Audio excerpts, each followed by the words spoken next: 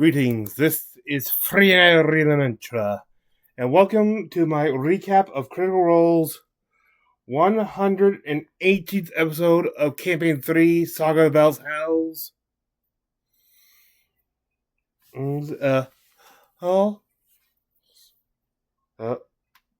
Quick disclaimers, I do not own, nor am I associated with Critical Role, its YouTube or Twitch channels, nor anything of Geek and Sundry. I am just a fan sharing with my fellow fans.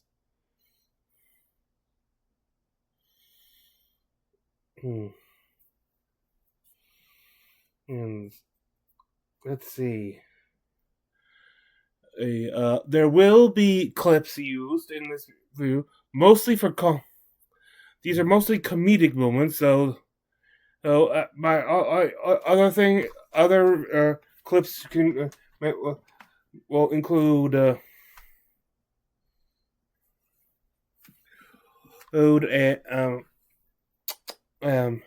stuff like messages, stuff, and if there's something like also the last fifth,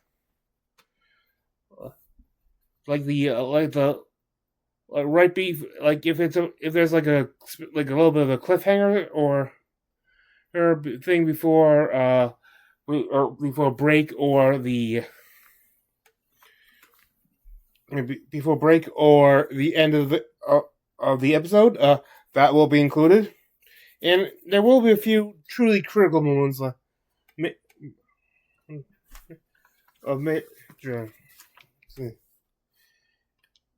and now we get into tonight's episode. Hello everyone, and welcome to the next episode of Critical Role, where I'm the best nerdy-ass voice actors sit around and play Dungeons & Dragons. See that one. Happy New Year! Oh, but yeah, that's right. The first new episode of the new year. Oh, and also sorry for the lateness of the release of the recap.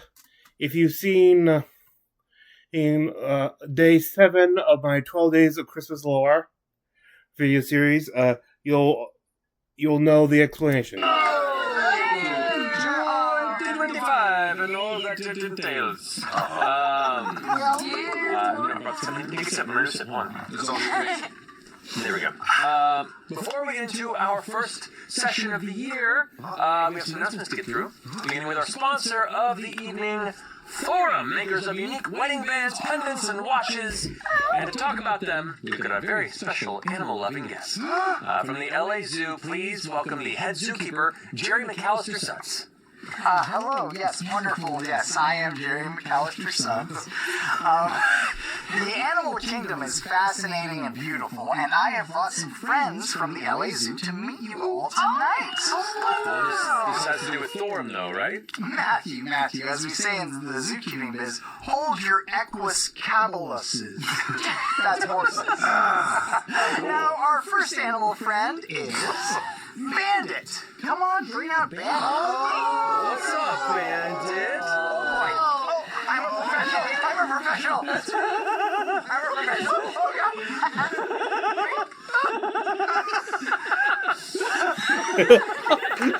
We can show me some of this later. Bandit is a Tibetan long-tailed macaque. And it hibernates for 10 months per year. Careful, because Bandit has 2 very sharp thumb claws called scoopers that they use to dig in the plateaus of South Asia. That's extremely cute, Sam. But what about our sponsor, Thorum? Matthew, it sounds like you've got ants in your pants, Matthew. Next up, I'd like you to meet Teddy Kennedy. Oh my goodness, Teddy Kennedy! Wonderful. Teddy Kennedy is a rare saltwater alligator from the Antango Bay in Madagascar. They lay 12 eggs at a time in pods called... I'm sure if I actually were to look up, these were actual animal facts about the species he claims they are, even if he, of course, he doesn't... And I'm pleased to say that Teddy Kennedy... Got my own animal facts. Okay. First off, I don't think it's an alligator, and second, we really need to know about Thorum. Oh boy, it sounds like curiosity killed the mat. Am I right? All right. Our next animal friend is Thorum. Oh, Yes.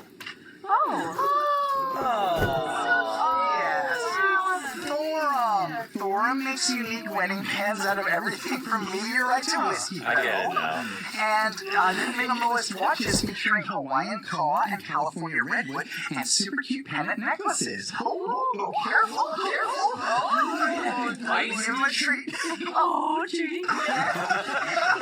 Thorum ships go through the digits real fast, man. every single day for free, has over 10,000 five-star reviews, and every purchase includes a free silicone activity fan and walnut wood ring box. And this one's pregnant.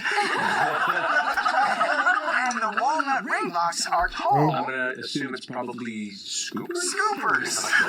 That's right, wonderful. Well, whether you need a wedding ring, anniversary ring, or just an awesome ring, head to Thorum.com and use code Critical Role for 20% off everything. Matt, macaque to you. That was my favorite one.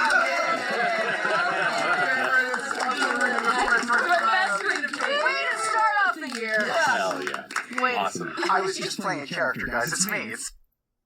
I just had a horrified thought. What if what if Sam were ever to find out about watch the day 12 by 12 days lore? You know he's God. Oh, shit. That's terrifying. Man of so many talents. Thank you, Sam. Travis, you got an announcement, right? I do. Off of that, it's officially 2025, which means we are kicking off our year-long celebration of our 10th year anniversary.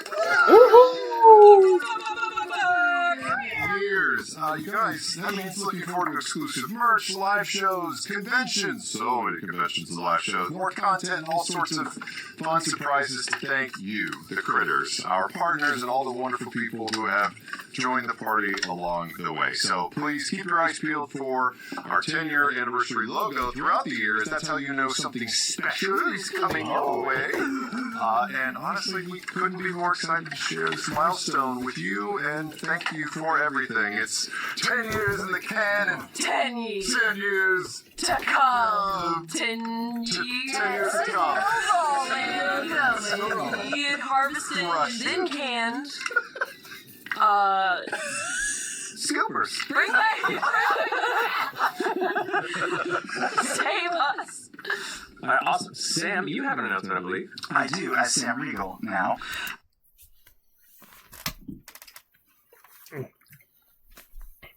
That's great. We already passed the point with it. And let's see. And now on to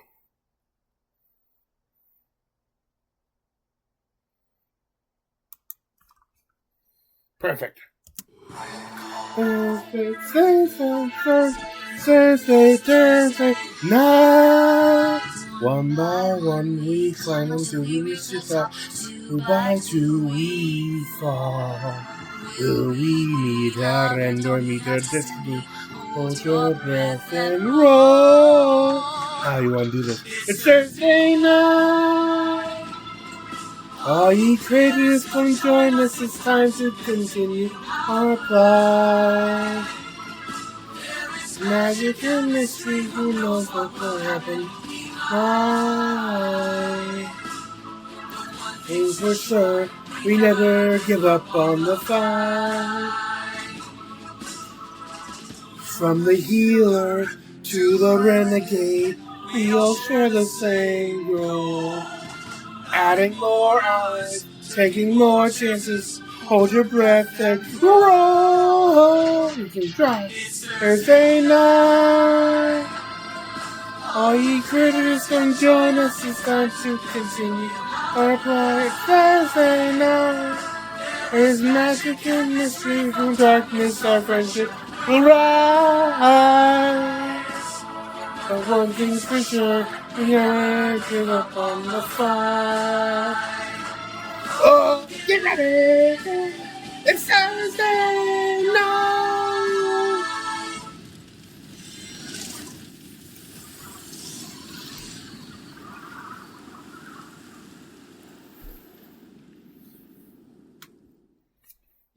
and welcome back.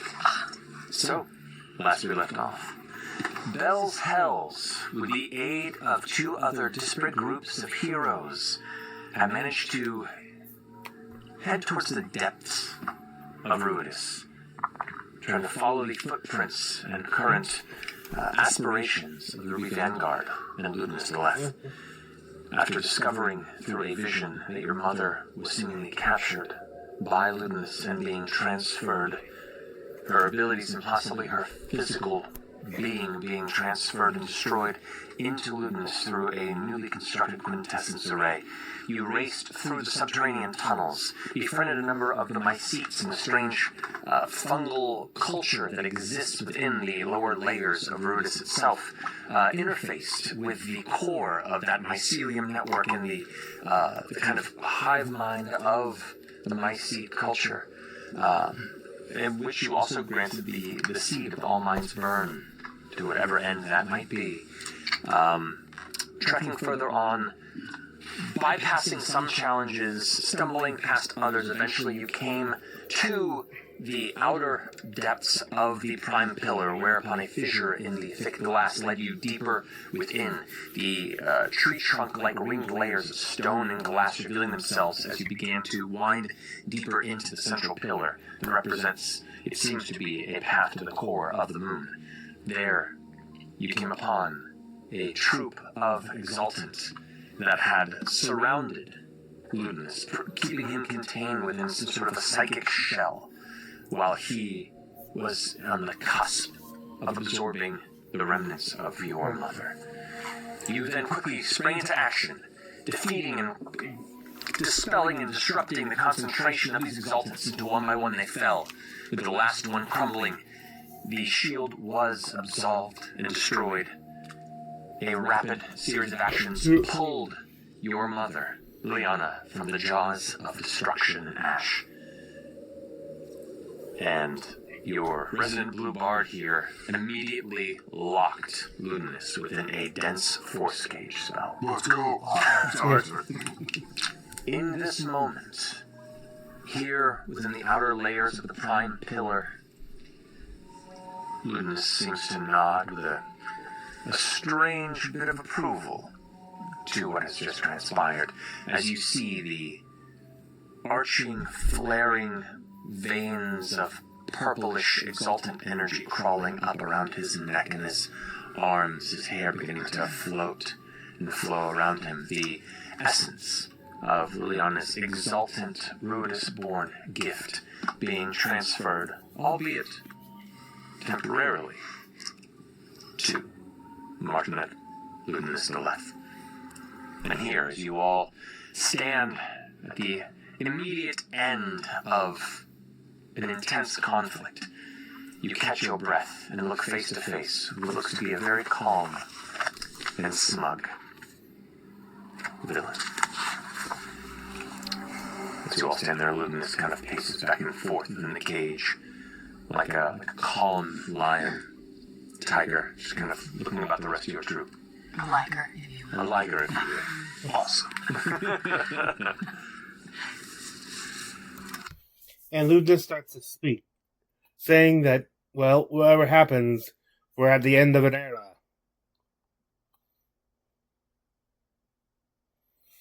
Which is true. Like, no matter what happens, even if Perel's not released, he's, after that, what's happened, there will be changes, no matter what about producers there are people out there know that there's something out there that can take the gods, and there's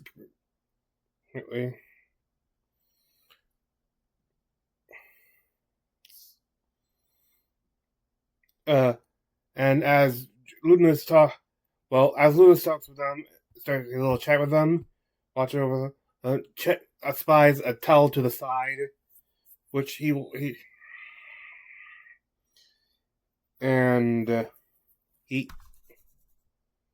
good grief.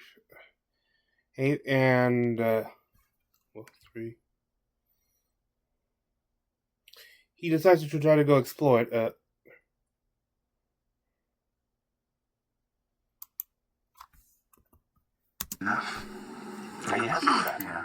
he always have that? Yeah. What's it look like? It is a long, thin, kind of brass and gold looking staff. It's like tightly wrapped towards the center of where he grips it, and it kind of separates off into two prongs with like an elvish lattice work that seems to weave between them, almost like a strange golden two-pronged fork of magical attuned energy. Thank you. Great for catching fish.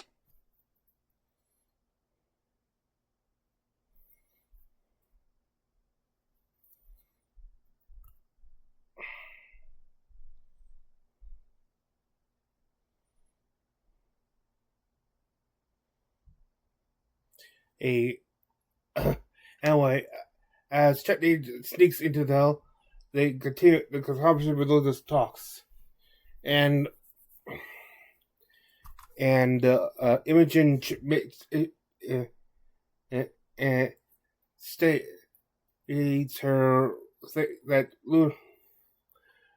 that Lunas is doing it for all reasons, like revenge and stuff. Because if he did, he wouldn't just say that we've come to an end of era. He also mentioned it would also be the beginning of a new one. His lack of saying a beginning indicates he's only interested in the end. In the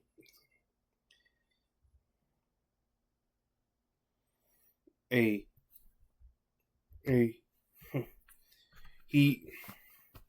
kind of claims they're childish and stuff, and such, like just trying to nitpick and stuff, like talk about the real what's really going on, or reality that there's what needs to happen. And as Imogen cyclically communicates to her mother, asking her if she thinks if anything he's saying is a lying. Though, as far as all the time she spent with him and stuff, it seems consistent with it is, and she does not. So, not to her knowledge, there is no deception within his words right now. He's saying what he feels is true.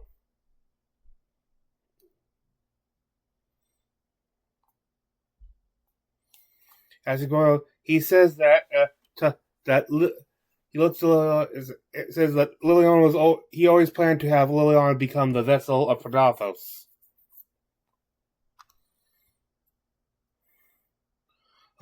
This of absorbing her exalted powers. This was just a backup plan, as well as a punishment for her treachery.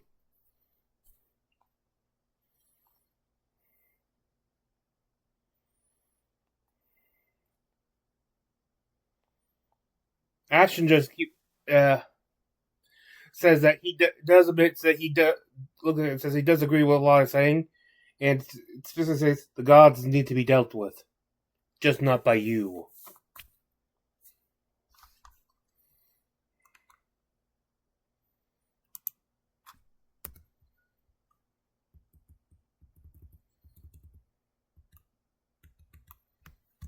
And what would you do as the vessel?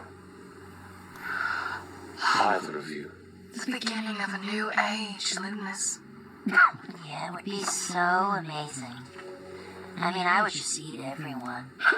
And I think Imogen we would just have like all of the snacks. And we would start with you.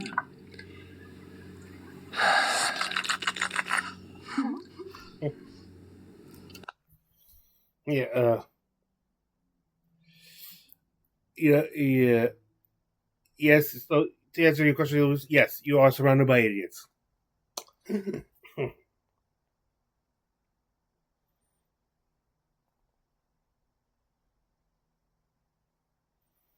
He said that he would release Prodathos himself to be become vessel. But says if you want to, he will not stop them. Just as long as Prodathos is released. And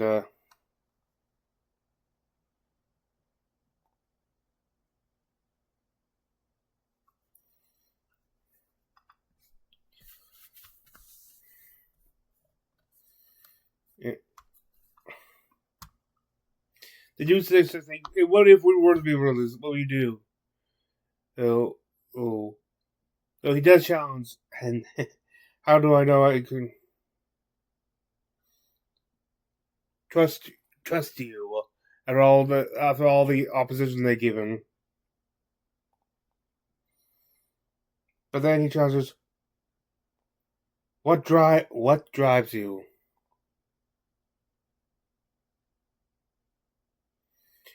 And he looks to and Ashton responds, I think it was Ashton, or it was either Ashton or Imogen, but I think it was Ashton. I want people to have a chance to have a chance to change their fates.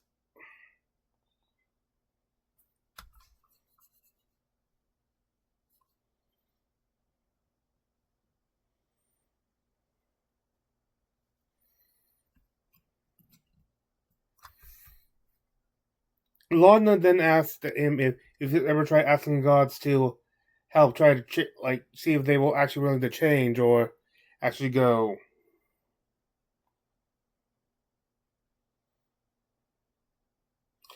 But he says, like, throughout history, we've seen that they are incapable of doing that. Then he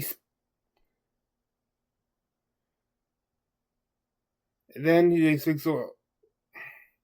I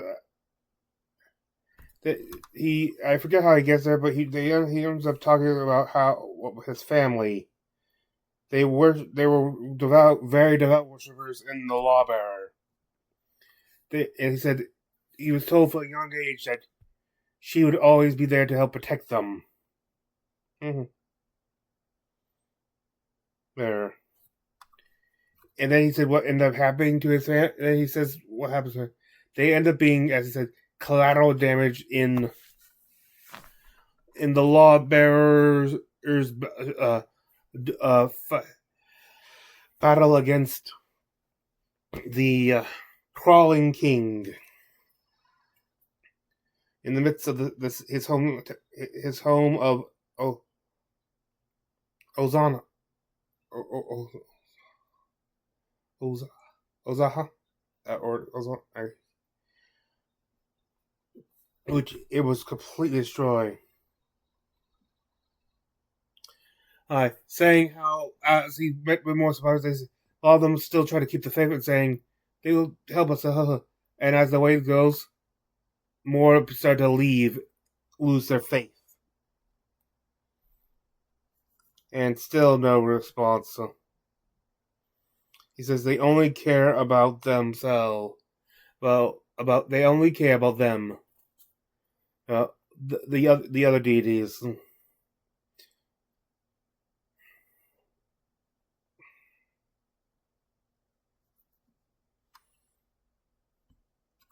Then Imogen tells about what he said earlier about what he says, like, for what, like, why he has done those things, like, which was that the greater for good sacrifices must be made, is it? So you say that, but wouldn't your family have been just a sacrifice for the greater good as the Lawbearer saw?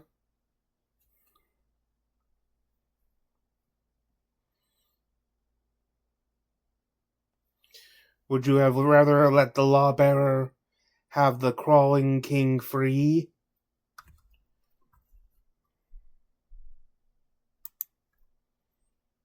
You don't have to have faith in the gods. But what about faith in your mother? What do you think she would make of all of this? You know nothing of my mother. Oh. Yeah, it looks like you. Plotted. What did you do?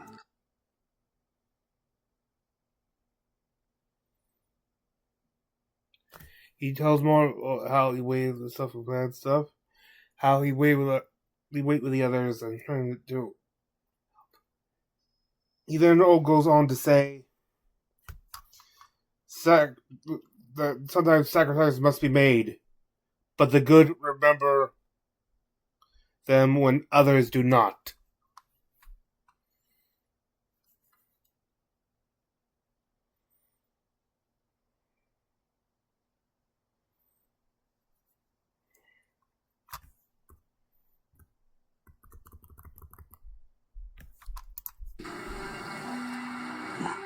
What happened to your family? I'm sure you still do. They died. But did you get to say goodbye? Of course. Insight check. Make an insight check. Do I believe him? 15. 15. Oh! I feel like just trying to do this just so there's not gonna have that much more chances with this. Pretty good. Yeah. Pretty good speech. Pretty decent speech. Yeah. Is that 6 or 9? Are you holding it upside down? Could go up to 7, depending on what happens. Got a rating system. His villain line. Yes. Yeah, Pretty friends. I'm. No, what'd you mark? Nothing. Yeah. This is how everyone. What were your parents' names?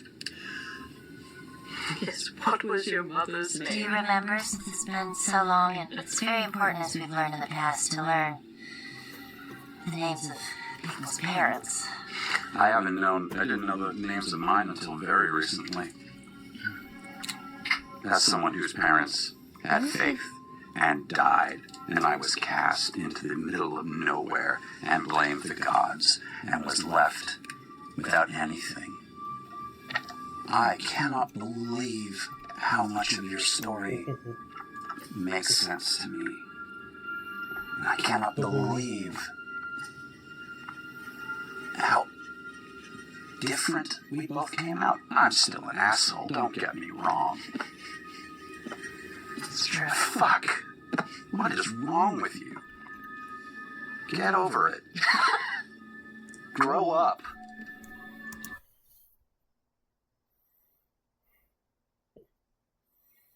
After that whole thing, Lunas starts asking them each. They're here for, or asking more questions to them, like asking her what she would do with the power of Predathos.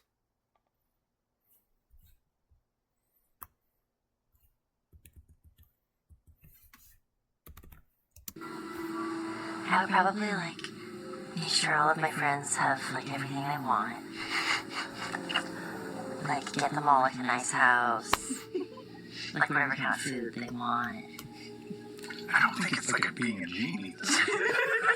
I don't know. I've never been I God. thought I would be, so I would just, give anybody what they want. When I want it. So clearly I'm I know you chap. Treasure God, wouldn't you? probably. Yeah. I probably would not, shouldn't be the receptacle for the, but Yeah. I don't know what I No, I mean, we can I don't know, it could go either way. It could go either way with this one. No. And why are you here? Hmm? Why are you here? I am here. It's a great question. Questions. Hey, what am I doing? Doing here. Yeah, just something reminded me of have you ever heard of the series Red vs. Blue? The first conversation we ever hear of that. I'm here because I'm very curious. And if the world is going to burn, I would like to have a front row seat.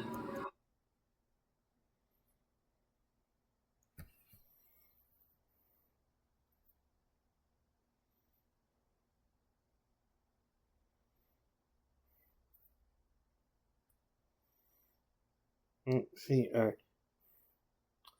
then he asks Lana what she wants.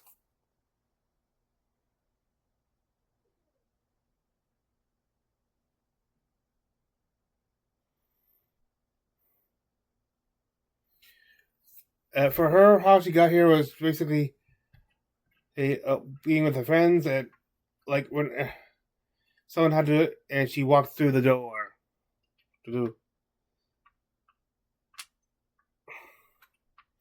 But what she's really like, what she really wants to happen is though she will be is one speaking for those who can't, not here or though in some shape or form. Yeah, he goes to Orem.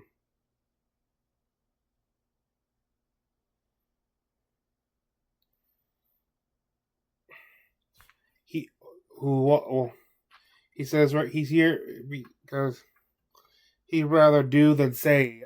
He's acting stuff, and right, you know what he really wants is to right the scales.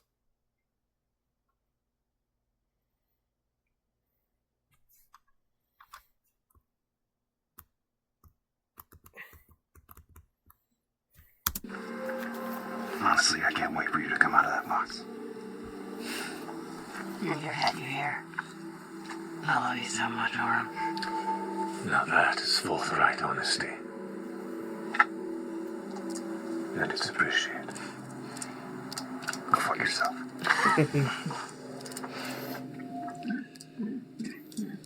And you,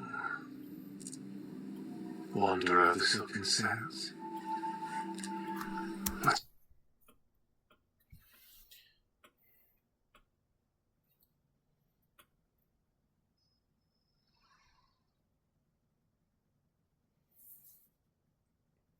He talks to Dora, who says that he's been fried all along. With others, which when being driven by whatever winds he caught up in, feels like he wants to help steer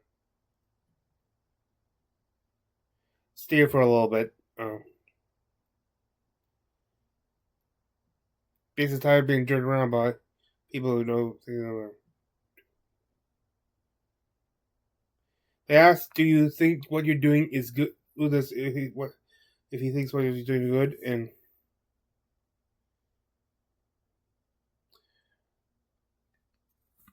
he admits that not everything he has done is good, but it's always been in the service of what is right.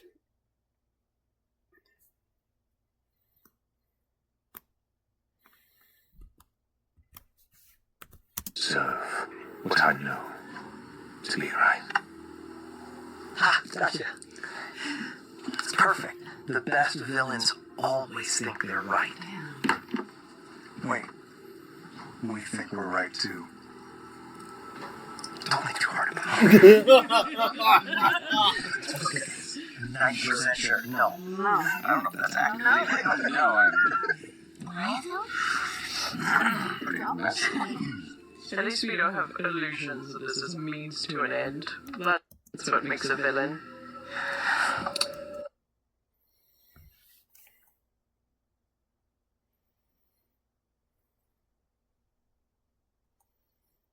He then talks to Brass, saying that that his presence here is a bit of a conundrum.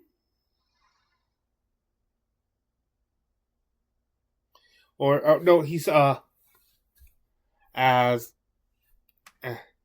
is the only one here who is a direct worshiper of a god. He talks about how he has also lost it. And he admits that Brass admits that he does not know what he wants.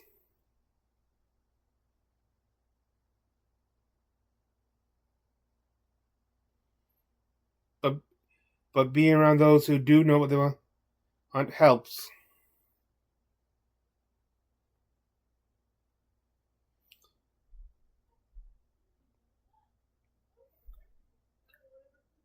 They talk about how Lunas is alone now. He's alone. Left. And he's always been acting as if he's been alone.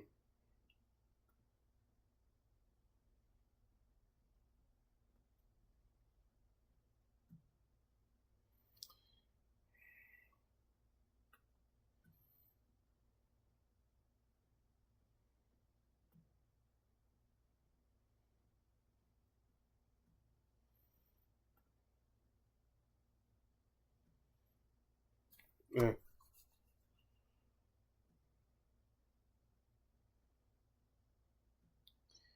And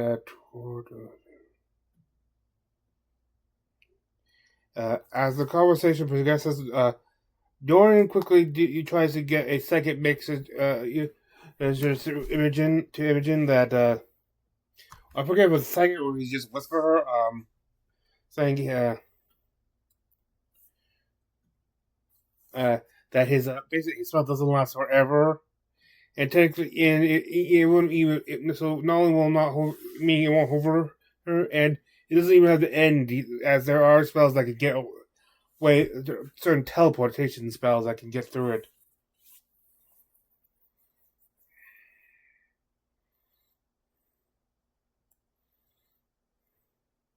He can get out if he retries. So what is the plan? They're starting to wonder if he's just stalling at this point. Why is he decided to still stay here and have this conversation? I feel like he's stalling. Let's look around a little bit. Where's Jet? Meanwhile,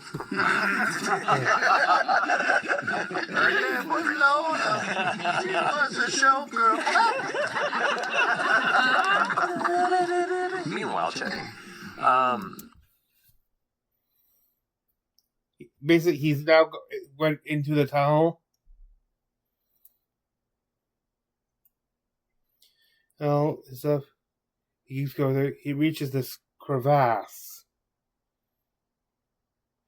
There's cracked grass and red stone, with red stone filling up the corners and stuff. There's a glass wall just ahead, and you can see some sort of barrier.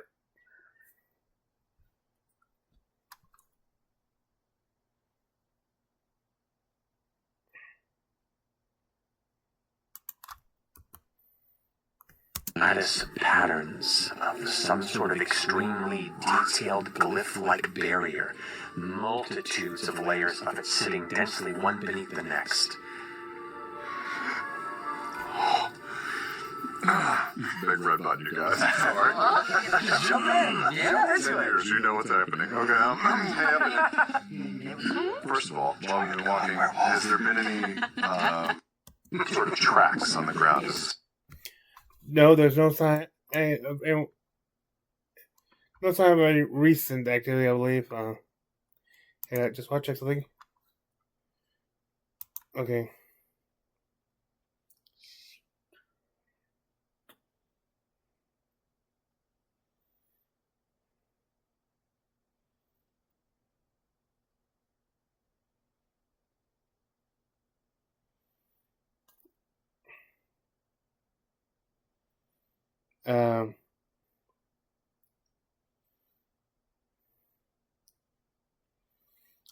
He tried, and while he's there, Matt describes as he's while they've been going down, there's been this like dull throbbing or sound like a air like woo. Here, this ambient sound is loud. It is very like they're like I'm not sure how you would describe it. Chet is currently like 30 feet away from the last work. You can't see anything beyond it.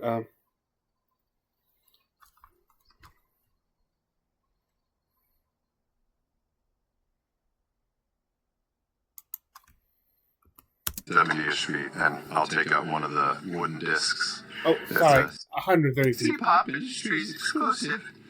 And looking at some of the golden lattice work, can I stone skip, like wing it like a frisbee into the wall? Yeah, go ahead and make an athletics check. Pox. It's been a mainstay of my toy business for decades. Make sure he dies. It comes in and out of style, but Jenny never does. I win. I get your slammer. Natural 17. This is reading laugh. 26. You chuck it and it arcs a bit, hits it. There's a little like just a blast of kind of arcane spark, a subtle kind of gold tinted kind of like flash, and it just kind of like skips off and hits the ground and comes to rest. Can I go? I'm gonna get closer and go pick it up. And No discernible savage outside of like just hating hard service. He gets 10 to 15 weight for the last work. It seems to be made of golden woven glyphs. It is very similar to the Nine Gate. Look closer is the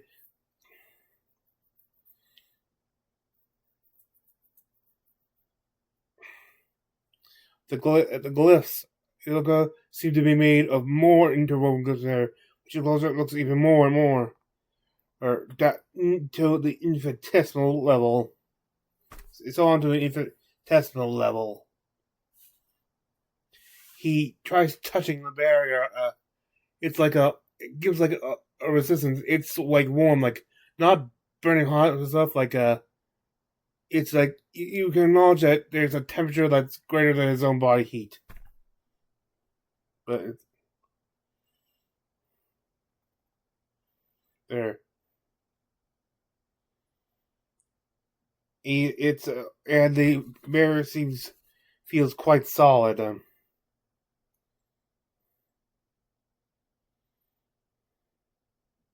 Then he returns to the rest of the group, heading back to return to the rest of the group.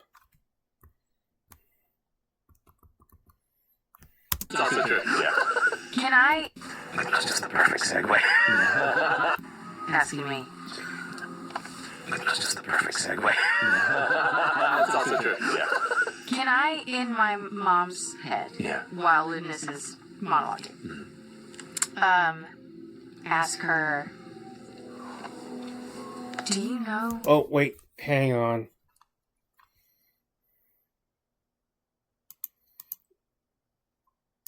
I'm going to take out the staff of Dark Odyssey that I've been entrusted to safe keep and protect from That was looks like the before. dark ground behind me. And fuck it, I'm gonna reach out and touch it. Okay, that's where he finds the. While Ludinus is monologuing, ask her, do you know? No. Sorry. Really? I didn't think it was going to do that. No. I did. Yeah, you did. I didn't know that was going to Do you know how Ludinus planned on you getting through? On you becoming the vessel? We had. Hang on.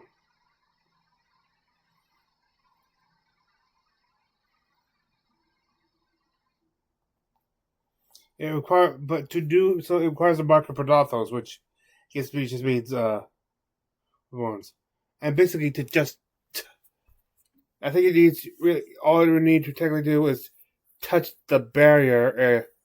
And after a while, it would allow you to get through.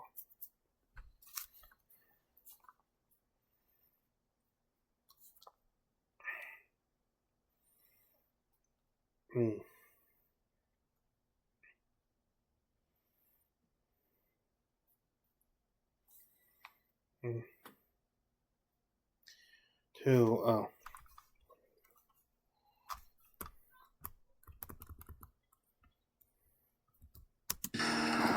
I've devoted my life to knowledge, patterns, control. I've studied and mastered the whims of ambition, weaving well-worn pathways. I'm gonna miss you step to the tunnel. Misty step to the tunnel? Oh, I feel like that's not the fine.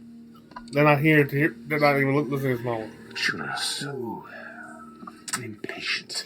I'm listening. I was ready to hear the whole thing. Okay. What's the DC on your force? Here we go. 16. Oh, that's it? You all watch as 16! Luminous to left kind of like sighs, watching Imogen vanish, and kind of like his hair begins to float up, and the energy in his body begins to spark up brighter. You watch his eyes go to like a bright violet white coloration as he lifts off the ground. His very like outfit seems to flicker and burn red with the energy that's flowing off of him, and then he's gone. Vanish from sight. First try. We haven't Take off after Imogen. done that short rest ball. Could I?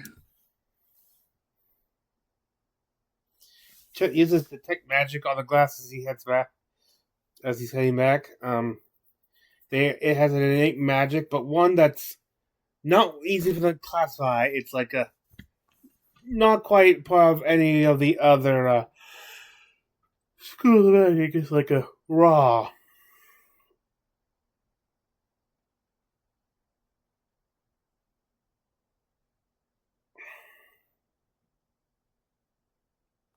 And Luminous leaves using his manages to leave the cage. And while Lana would have countered, she wouldn't have been able to get her cast spell through the force cage, which would block even that.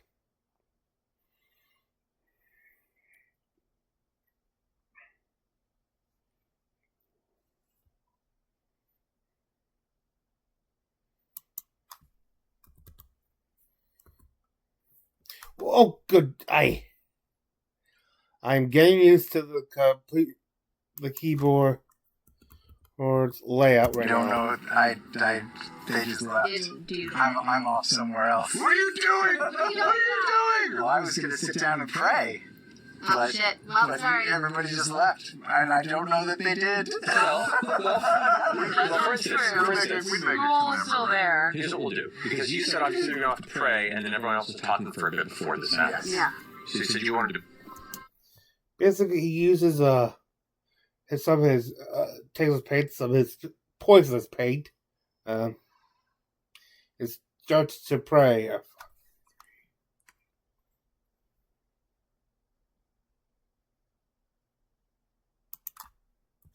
This has been happening right before it did.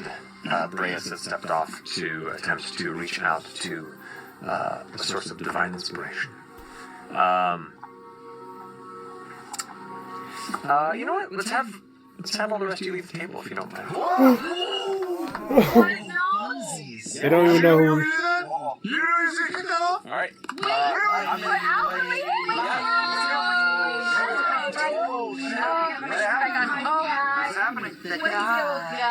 Okay. All right. You know something like Just that. step out of the kitchen. All Wait. right. Don't listen if he says to kill us all. Don't listen to him. Oh boy, I wish I had a rat I'm going right to ask you in a second who specifically you're praying to. So. I was just gonna say.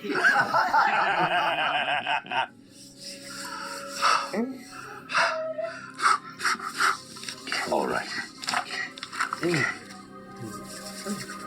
All right, they left the room. Brace. Who did you pray to? Yeah. I'm reaching out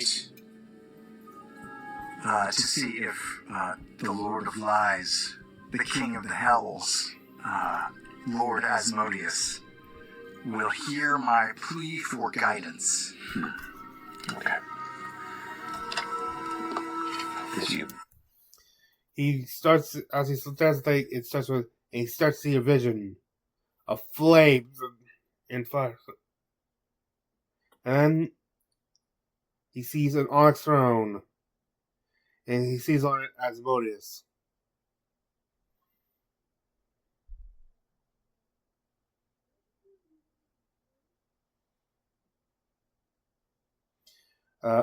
And he asks the guys, what do you do? Asmodeus says that Lunas is especially since he sees someone who's also has a past similar to him where he has lost faith in the gods he worshipped.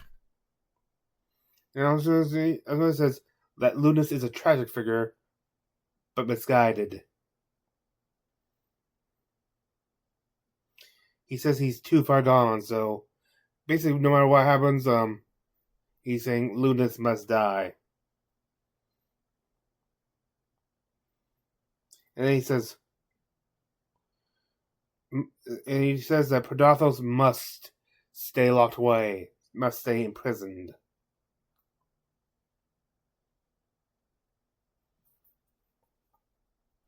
Then Lunas looks like this. Who do you walk with?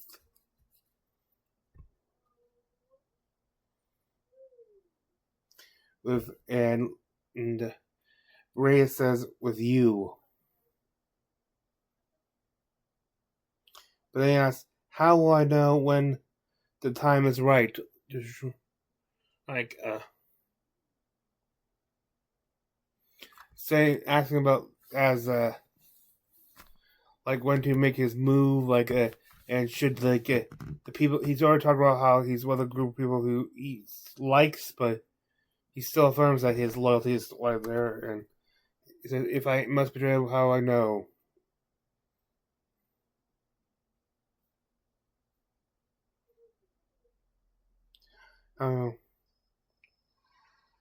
And then Asgard pause.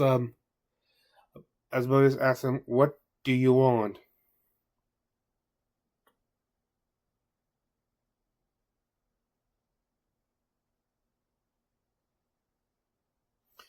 Bran says he's proud to please. What he wants is to please Asmodeus, and also he wants to have a family and a home, a place to belong. And Asmodeus just says, "You already have them. You just need to protect them."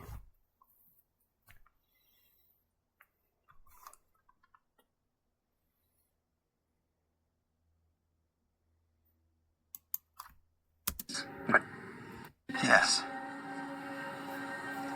Destroy Ludinus, but do not free Predathos. And if it must be freed, do what you must to bend it to our will. Yep, there it is. That's the one who had his backup plans. It had an alternate plan in Aor. I know you walk alongside vessels. I know you've ingratiated yourself to those who might very well be the crux of our time. Bend them to us. What if they won't listen to me?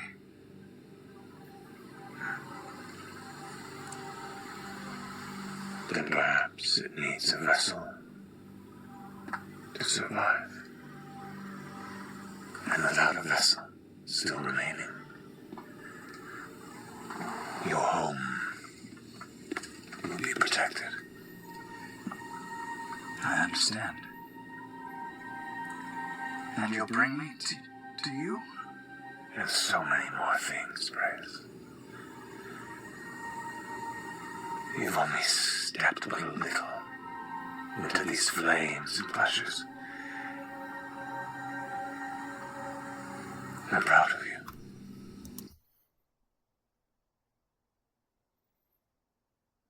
Then Bran says, how will I be strong enough to betray them? And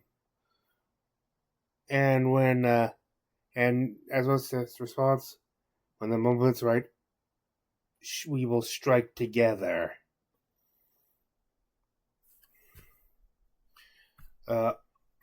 Basically, Asmodeus plans to have as much as when the moment's right, see if he can have as much as direct intervention in this as he's allowed while the Divine Gate is still up.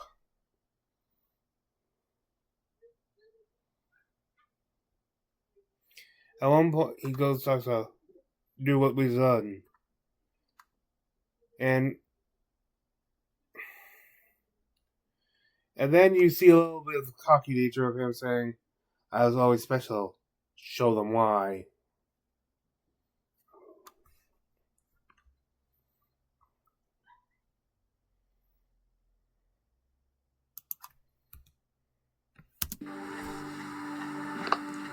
hide, you and me. Let's do it. Just hide. Oh, but he's called back to the table, so this is interesting. Shit, they went to, like, Glendale or something. I know, right? There they are. Nice, Jack. Are you alive? I'm like you now. Oh shit, I didn't realize how many pages I have for notes. The British got turned into an old geezer. I like good. I like Life sucked out of him. Oh, no, we're not. Nobody believes me. Robbie, What? yours? Oh, I'm good. Thank you so much. It is, but I'm too much beverages. Okay, I'll take them both. Now I got two. Did you open a gate to hell? We were strategizing out there. We used the time wisely. Yes. No way talking Jack, about you the will balls. not try to get out of Jack. It was one of our. It was one of our foul Orgasmic therapy. Huh? Well, damn. We were in the wrong game. Man, when you lay it out. Yeah. What a weird conversation we all just had. So, going back to this moment, They all go to the tunnel after Imogen and Ludinus.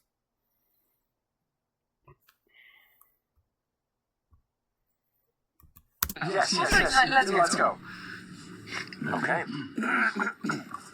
So the rest of you. Frescoes. Oh my god. Yes. People can't go that. That's good. And then after that,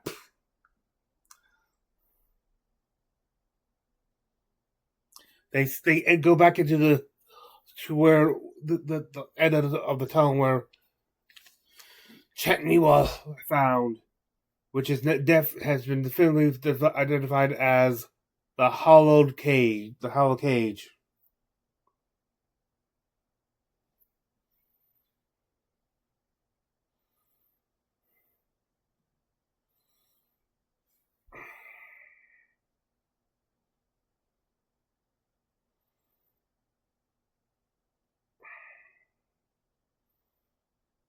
Oh, by the way, I call this episode a last stand and a last choice.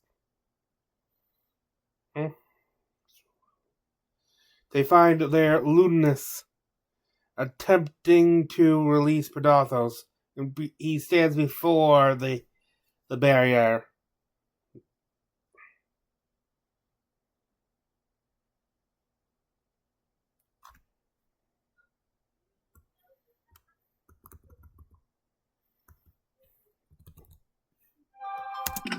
Move in, and right as soon as you get in range, you can try him with the Also, there is a C-Pop exclusive, limited edition, 1 of 4, on the ground. He has to make a DC Wisdom saving throw. Distracted. It's a 15 Wisdom save, but something. Amazing. I want this to work so bad. That's going to be a 19. Sorry. But it was a worthy shot. If that stopped him. But it was worth a shot. That was awesome.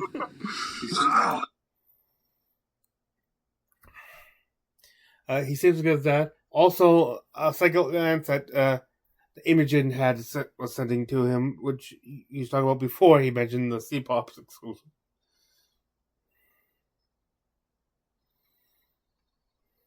And Fern tries to stop his movements with Earthbind. So, his fly speed is reduced to 0 for spell durations. Just You fly cannot. speed. Oh, it's not nice. God damn. Just- Keep doing that every time. She keeps forgetting that this is not like the headhunter jutsu from Naruto, or something like that, or earthbending. This is just magnetizing him to the ground. But didn't that work? It worked once. It worked with Delilah. We can see what he's doing. We can see what he's doing. He's touching the first layer of the barrier, is that right? Correct. Does it seem, Damn it. by looking, if we can see the effect, does it seem like there's like a dissipating effect as he's trying to do what he's doing, or is there like a visual cue? Make an Arcana check if you'd like to. From this distance, it'll be your action to do this. This is, all of you are getting like one round before he gets any sort of reaction. Okay. Alright, I want that to be my thing. Okay. No. Oh no. It's a natural one. Yeah, but I want to take a look. What's he doing over there? He's touching some. He is touching by her. You can't really tell if Orm rushes toward him. Well, he rushing toward Luznes. Front of the chamber. It's okay, he's not going anywhere. It talks about how he's like floating a little bit off the ground, but not as like what we usually expect. Are Are you getting further in the chamber after Yeah, I'm running like I'm shooting. Okay. Just keep.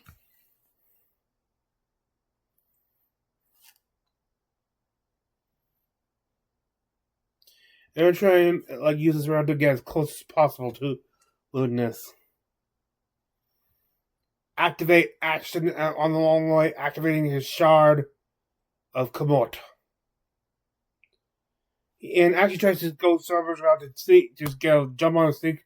But last while there is like the red stone and stuff for there, you can sink into.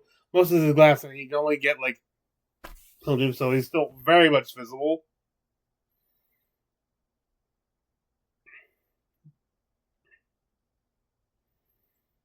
And then we go to break.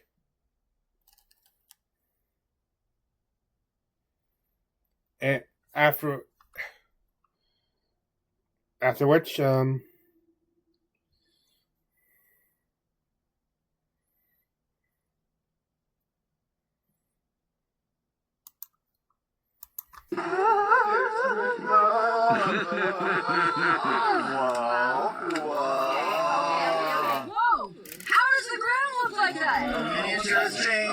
The miniature has changed. Wait!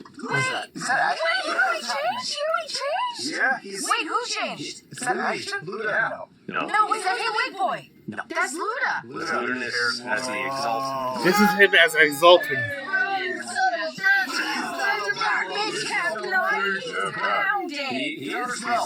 He's like floating in the top of the ground. It's like, Oh my gosh. Look at questions, Minnie. What the fuck? I powered up. So wait, does that mean there's 4, 5, 1, 2... Are there all that many layers of words we have to... Never mind, we can't know this yet, can we? there are multiple wards through the Hallowed Cage. Okay. Wait, is the ground flickering? Yeah, the ground is changing. It's the Gobo. It's the Gobo hitting the These parts. He's got an extra card in his sleeve. It's a string. So, if you guys would please. Well, friends. Let's go ahead and roll With showing and the tablets, the balance of available. WizKids and their Taste of Exandria charms available for pre-order now. Discover some of Exandria's tastiest treats. Show off your love of Stanlin's hand pies, pocket bacon, and strong jaw ale with these 11 unique charms. Pre-order today at your local game store or WizKids.io/tastes. 20 out of 20. Natural 20 for 25. 21. Support him first. Tiny's first. Alright. Lead the way. Okay, go by height. Up from there. Burn your last. 20 to 15. 16. 19. 17. Whoa, wait. Okay, And let's... maybe also 7 and 13 and a half. Raise Laudna. Rollies. Oh, there's 3 16s. Who's all 16? That's right. Reyes, Okay, Three-way 16. let's go Three-way. rolling. Three-way. 1, 2, 3. Hiya! Oh. 18. 5. Get it out now. Alright, so Ash? No, Brace Laudna. No, we have Reyes, Laudna, Ash. Okay, Reyes on Ash. Oh, that ruins my whole page. Dorian, Ash, me. So Ash and Dorian Fern? Laudna, Ash. No. You are last. Ash. Yeah, I'm last. I rolled a Ash. 9. Oof. This is the Ash. most classic Ash. Yes, it is. Alright, and then Fern, what'd you get? I got a 9.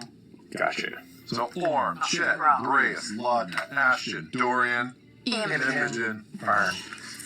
Well, top of the... And so it begins.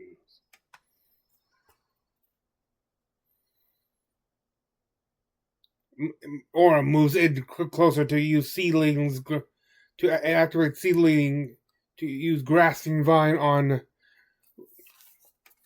Ludinus's staff, which is floating next to him.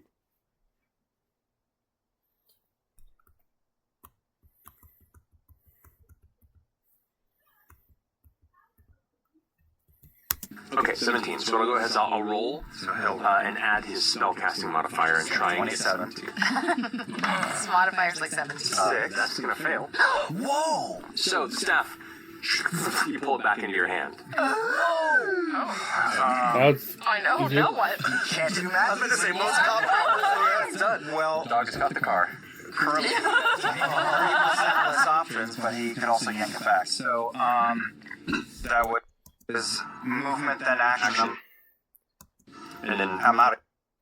and he doesn't have anything that he can do at that range. So we now go to Chet, who rushes to Orem, because right now he's got something that the staff that Ludinus is always carrying. They figure it must be something important, and that Ludinus might try to get it back. So he goes to guard Orem.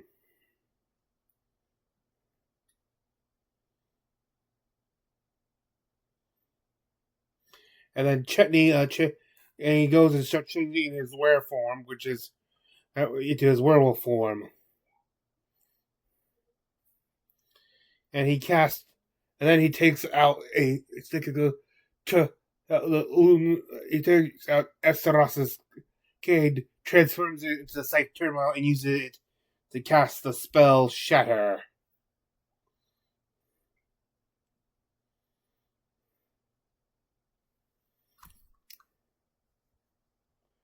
Or the blade of the thing crackling with the right of the storm, and he resists, and Ludinus resists and takes reduced damage from it.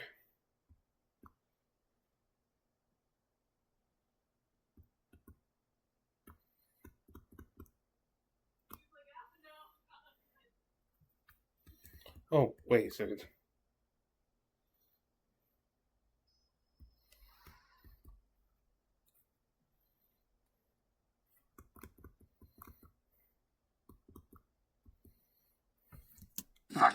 So, Ludinus, who is facing the end of this, he's going to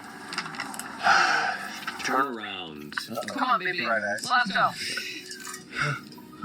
We really could have worked together. But for now, just watch. And he snaps his fingers. No. And as he snaps his fingers, you watch this kind of like faint, grayish, magical energy kind of flicker around his hand. Almost like a starscape scene of spill, some sort of... Cerberus has been studying it for... What if he's open? And he goes, No, not with me. even the voids of old are still hungry. And as he Wasn't that enough time for us to move out of the way of something with his talking? No, we're enraptured by his words. He's opening, And he's opening the stars. he geometry. casts 9th level Ravenous Void. And I was like, oh frick! What is a ravenous void? A black sphere of lightless destruction just apparates in the back chamber, and all of the air in the room starts pulling towards it. A singularity is conjured across the edge of the room, and you watch as anything untethered in the area immediately gets This is definitely a file boss. pulled across and annihilated within its dark, lightless expanse. Cool, Orm and I got this. The two melee guys got this. He's kicking our ass with math. It's physics. Can we roll a save? At the moment, Shit. no. No? That's going to end his turn. Are you in the Wait, he's after Chet? Wait, nothing happens to us? Not yet. It's gonna do it as soon as It opens up in that Oh space. my god. And all of you feel like just this extreme gravity begin pulling you towards it. Then he turns back around and starts like putting his energy back towards the chamber there. He's also going to like run his thumb along a ring on his hand, and as he does, it flashes, and you watch as his exposed skin suddenly glows with a series of glyphs and runes, and his skin seems to almost take like a darker obsidian look for a second before it fades back into his skin, and he has some sort of protective God, I hate that's him. added to his form. That's gonna finish his turn. He uses his action not on the barrier. Don't smirk so much, your dimples are killing us. Stop it. It's never good. That's his opening move. It's never good. Grace, beginning of your turn. Make a strength saving throw. I knew it. I can't beat. I'm not gonna beat it. Not with that attitude, you undid. 22? 22 just save. You feel the gravity pulling you in, and you hunker down. All terrain within 100 feet of the sphere is considered rough terrain. 100 feet? The map. Yeah. The whole map. Well, most of it. Something to this fucking It's going to life. be about up to here. Yeah. Maybe it accidentally takes us to the other side of the left sword. Yeah. This is not mini golf, man. Oh, that'd be fun. Really nice. Actually, Grace, you are... We wanted to Reyes casts sign on the area around Luminous. Okay. Right, maybe that will take some away. Cast silence. Silence. He's going to go ahead and counterspell. He can't, he's far too far away. With Spell Sniper, it doubles the range. This isn't it. So Not with not with reaction to be an attack spell. Not with Let me see. not with counter spell sniper is 60 feet. But he's also luminous. But he's also luminous.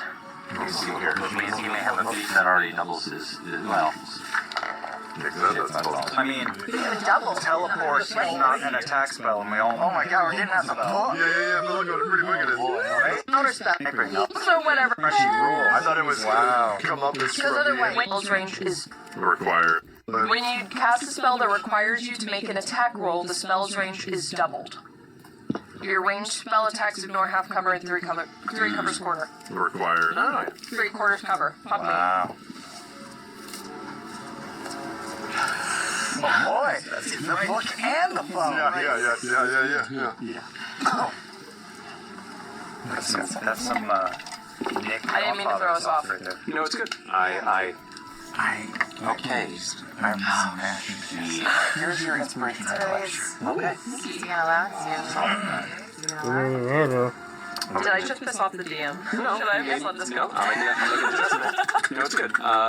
You're gonna have to kill us. DM. Yeah, so silence goes on. Yeah. Something else goes off? No, he says silence goes up. Okay.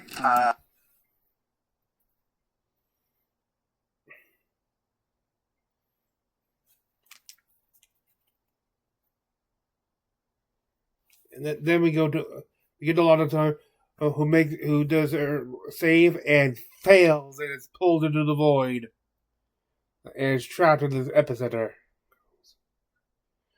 One there decides to go into a form of dread and uses Eldritch Blast. And this time her spell, of course, using with Spell Sniper. This is with Spell Sniper, which Eldritch Blast already has 120, so could have hit, but with this one, he is still within range.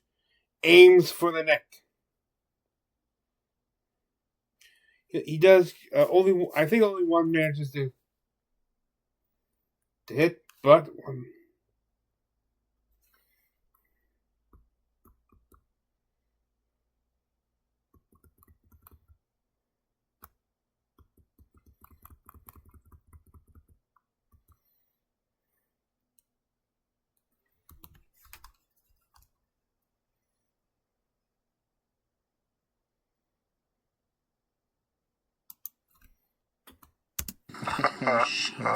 Seven damage. plus an additional 8d6 necrotic damage if you don't mind. Go ahead and roll that. What?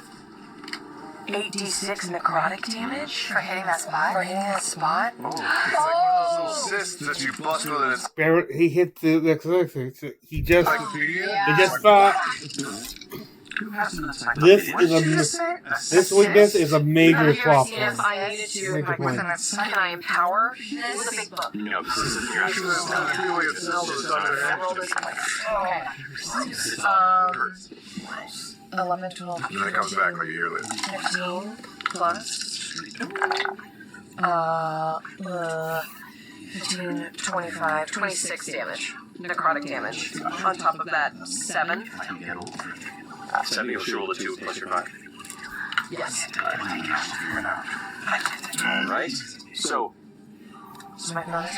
you fire it up. Hits the back of it, and with the impact, you see him kind of slump forward against the wall, and this kind of like burning, like like a weird arcane smoke drifts from the back of his neck, and he like rubs it for a second and looks back at you, furious for a second. Oh, You see good. God, we're gonna get maintains rid of concentration. He does maintain concentration, which on his ravenous void, which leaves action to try to use his rippling muscles, which he has as a barbarian, to use to try to succeed in a strength check. He fails. Pulled in the void, but then he does go into the rage and ends up with his probability rage.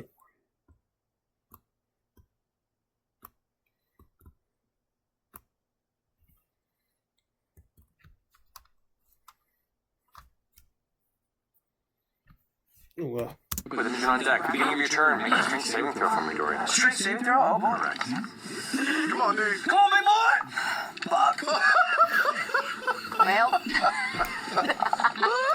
They get out loud. Oh, boy. maybe. Oh, You know what?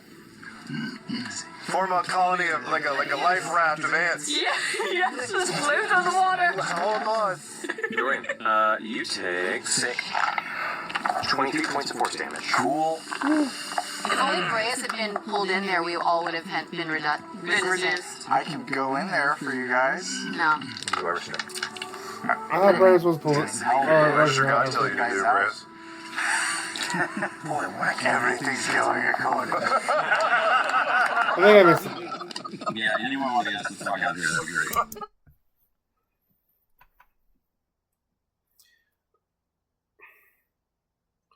Dorian, then decides to use Dimension Door with Lana and out of the center of the void area, and it goes off behind closer to Lewis, but behind a pillar to try to get for support, to help brace themselves.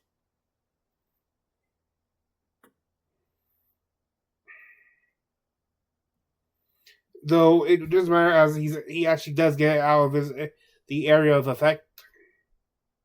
Then inspires Lana.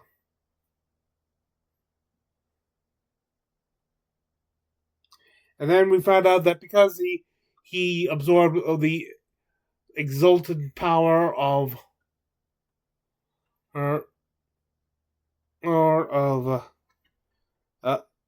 Oleana, he does not need to have verbal components, so the silence does nothing against him.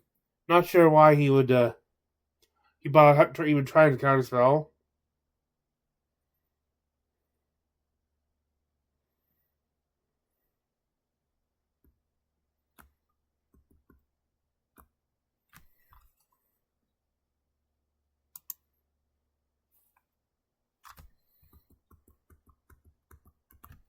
Oh, roll a d6 for me, please. What my? Just roll a d6. Why? Do it. Cough. Fire. 4? Cannot hear you. Oh. I'm sorry, I can't. He does lose some spell levels when you hit him there. So it does more damage So I'm and just keeping tabs. so that is very important to get there. Fortunately, it's a small target, so they spin on target, it's more likely to miss. And even if it beats his natural AC, if the external AC to the spin on target square, it misses him entirely. Hit him the Hit the set. Good. I don't.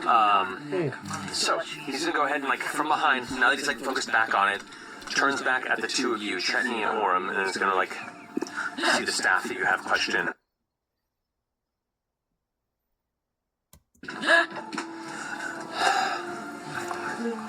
I mean, you did call it a race, didn't you? And glances over in your direction without breaking eye contact with you.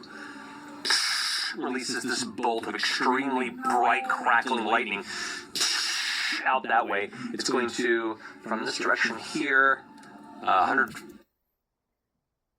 The range of the lightning bolt, I believe. Well, he likes his bolt. Orem, Chetney.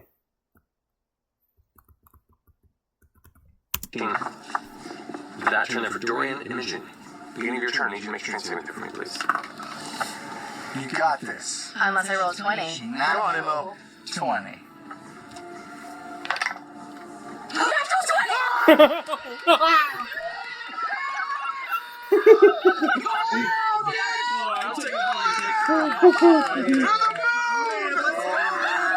Let's go, baby! Natural 20!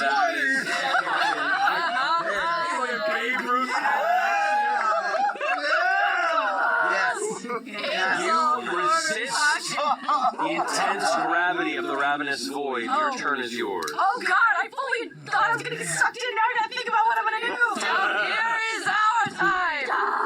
Birthday girl smashing the ball at the mark. Oh god, I should move to try to get out of this space as much as I can. So I'm gonna head that way. Are you flying still? I had, How long does that last for? but it lasts for an hour, I think. Let me double check though.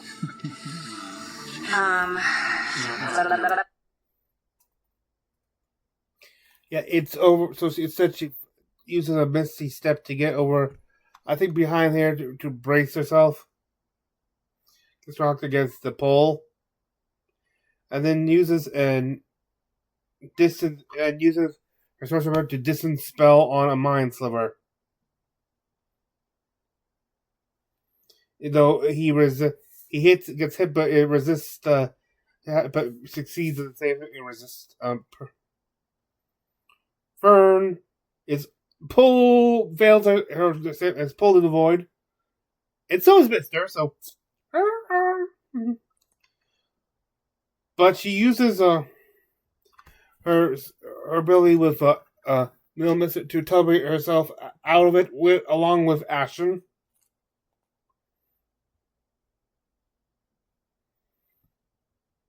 Fires off score.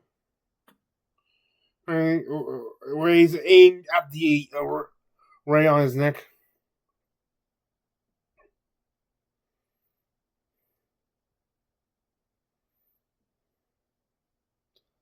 It is a 5th level. It manages to hit 3 times. And we find out that the extra 86 or was it 68? The extra necrotic damage happens if you hit on your turn. It doesn't. If you hit more than once on your turn, it only counts for once. So you can't scale it.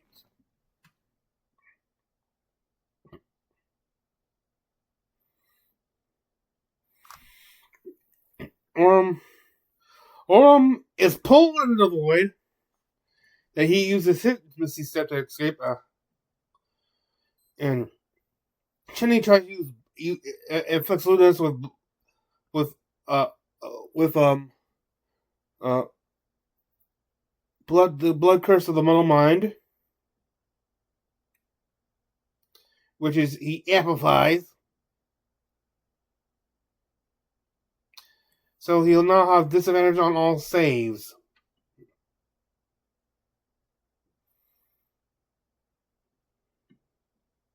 And he goes in to use turn aiming for the back of the deck.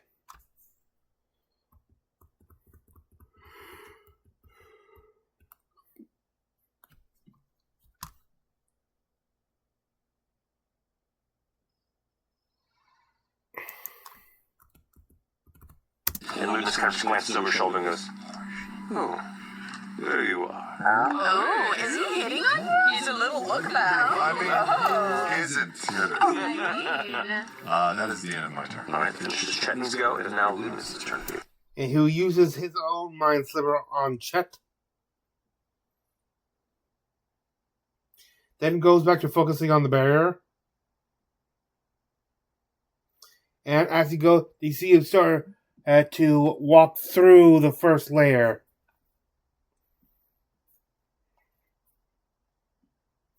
And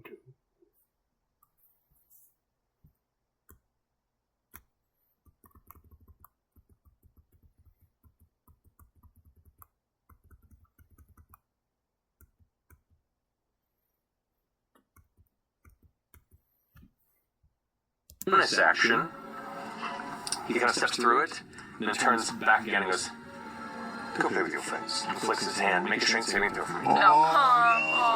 He's going to tell you how to show. Now I did. Now I have disadvantage. No, you have negative Minus 4. D4 on it. Minus D4 on it. And do I roll the d4 as well? You do, yeah. Okay. 10. Strength. 17. 17. You get shoved 10 feet back away from him. Okay. Okay. I was going back. I did too. Yeah, bowling Oh alley. my god. Did you drop silence? You do feel You did. you're not quite sure yet, and we'll measure when it comes around to it, but you are on the cusp of the tug of the distant, ravenous void. I always like being on the cusp of the tug. I walked into that. Yeah. All right. Don't try so hard. Race. Yeah. You're up. I'm less. Brass having managed to resist being pulled in by the void, cast Moonbeam on Ludinus at 4th level.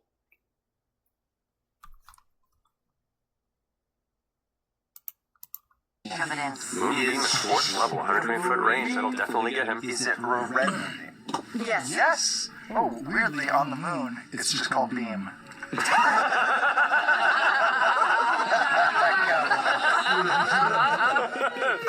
pretty dumb. I love it. Oh, he has to save against it. It's not a attack roll. It's a Constitution 18. Okay. Which he has Disadvantage on, disadvantage on, but he gets spell disadvantage. It's a straight roll. That would have been well, here, I'll roll it in front then. That would be 21. Oh. it still takes some damage. Just not as much, huh?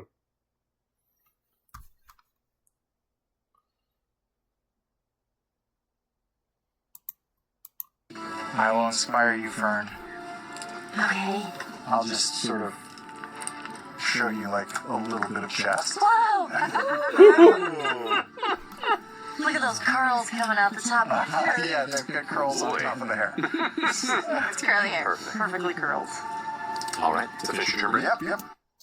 Then Lana, it goes Lana, who summons Pate to.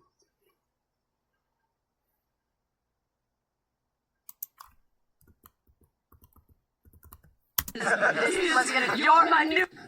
Okay. Secret weapon. Yes. You're my nuke, baby. All right. He's gonna fly me. What's going on? What we're doing? All right. Here's what I need you to do. Yeah, tell me. Listen very carefully. Yeah, listen. He's got a fleshy hole in the back of his neck. Gross. It's so gross. I love it. I need you to go and latch on to the back of his neck. Oh, cool. Just like Oh, what are you? your bony little fingers. Latch on to his fleshy hole. Just like Okay. go. He has a wide speed of What's force. that word? No. Poke, he's right there. No. Okay. And Pate, stay this way so you don't get sucked into a black hole. So go this way. Stay away from a hole to get to a hole. Just a boy being sucked off. Yes. I can't believe I said it.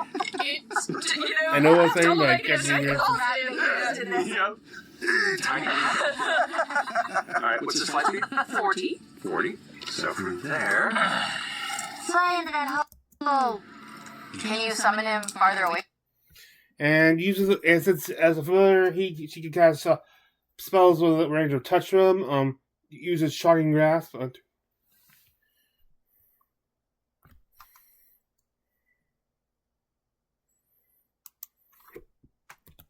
you see, like, Ludinus, like, step to the boundary and this, like, soft chuckle, like, I've waited for this for so long.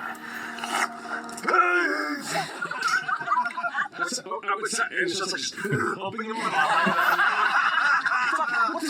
what's going on? Fucking shit! Someone's being sophisticated. This is the moment. Okay, so it's 3d8 for shocking grasp. Pretty mid roll. 7, 10, 12. 12 points of damage, alrighty. Good boy. Roll for concentration, DC is 10. Oh, wait, do I get my added die? You get an extra one? You will spend a legendary resistance to succeed. So that's a third. But you also get to hit his hole. Yeah, so you do an additional 8d6 necrotic damage. So wouldn't we add that to the total for his concentration save? It would, yeah, but he automatically saves it because He rolled a 1. That's fair. That's fine. Burn the legendary resistance. Damn it, I was trying to knock that thing off so bad. I know, sure. Okay, 3, 6, 9, 14, 4 more.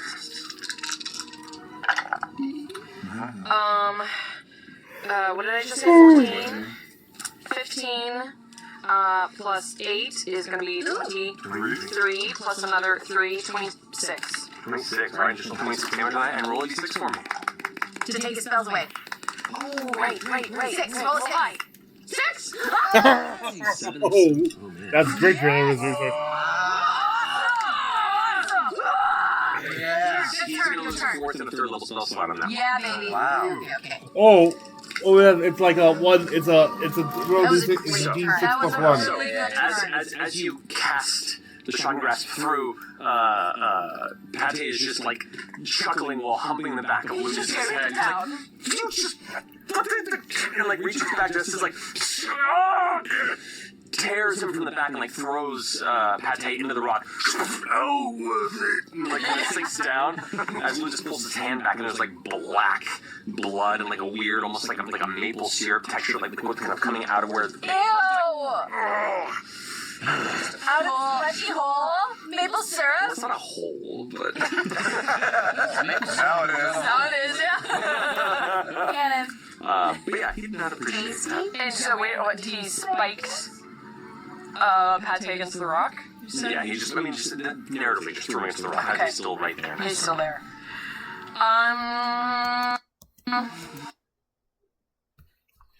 230.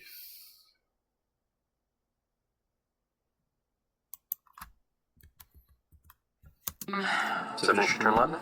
Yeah, I'm trying to figure out if I want to, like, quicken a spell, but I think I'll stay there. I'm trying to conserve points, for better or for worse. Okay. So where you are right now standing, you cannot actually see Ludinus. He's out of range, but Pate does give you the vision. Yeah. Alright, so with that finished action, you're up. Make your saving throw. He makes the save and goes out, gets out of the way, and tries to make it as close as he can. And thankfully, it's rough. It's because of rough terrain stuff. His Titan's form is unaffected by any rough terrain.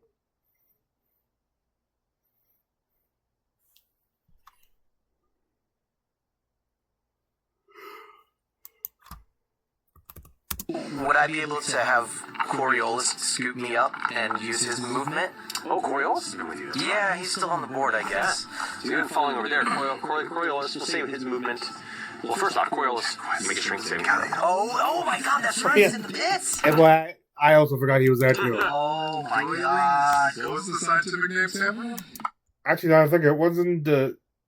Oh, no way he would have gone to disregard or work. Caballeros? No, I can't. He's in the pit. He's in the pit. That's okay. That changes it. That's fine. No. Gotta play it. No! Yeah. He's in the pits. He takes Coriolis' take. Nobody boy. No. 7, 12, 13. 21 points of force damage. Ooh, he's still alive. For now. With that plan no longer there, he decides to go for a 5th level lightning bolt.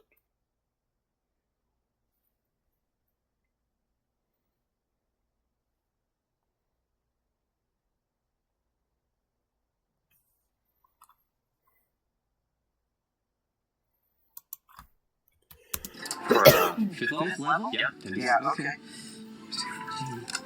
24. 42, 33. So it takes 16 points of lightning damage. Yeah. It strikes through. It takes the hit. To roll for this, DC 10. Maintain concentration. That is going to be. That's a fail. He's going to roll the secondary legendary resistance. Oh, make up Damn, he's burning through those resistances. He's so cool. Usually 3? Three per turn or three? Three per Oh. turn. Round. Usually it's 3 That legendary creatures. that was supposed to be a bit. I I did that a bit earlier. Then. 3 doubles his concentration and just keeps pushing on the barrier. He's like, more or less, swatting you off like flies and just keeping focused on his continued More or less. march towards what lies How beyond much damage did you just do the to him? cave. 16. Matt tells us that he's going home and for his turn.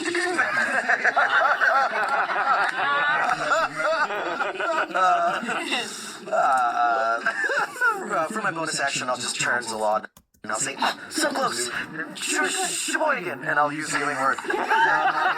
Yeah, never mind, I'm out. Do you inspiration if you want. No, I'm good. We got one left.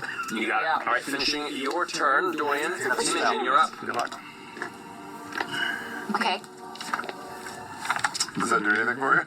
Well, I don't know. Does it? Do I know? Start your turn. But I'm on the other side of this. We're doing the test. You are. Make a strength saving throw. You have advantage on it. And the DC is lower because you're in between. You're gonna tumble around this bitch. He is. Like a anti-gravity jet.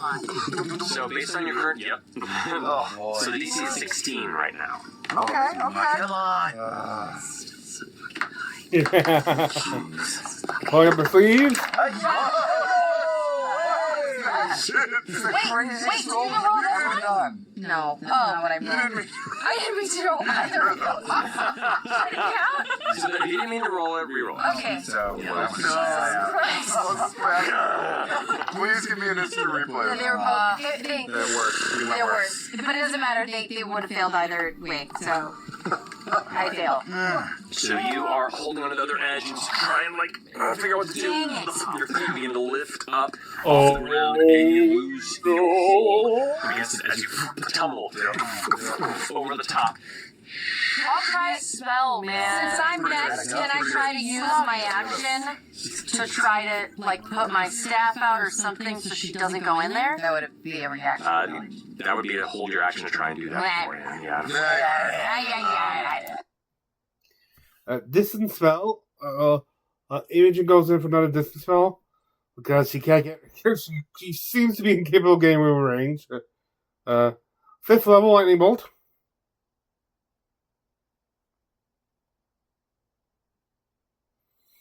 Luminous uses a legend. What's the legendary actions?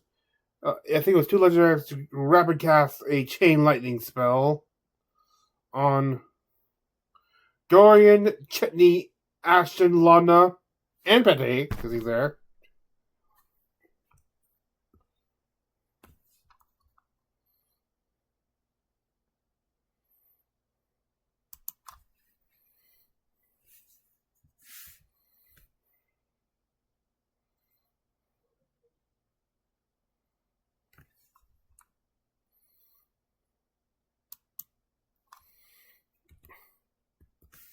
Oh, How many points? no, he does not survive. I'm sorry. I was looking at his life speed. He goes poo-poos. Whoa.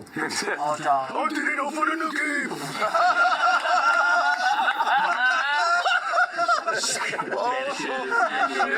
Burst of nothing. He tried to save you, Chet. He tried.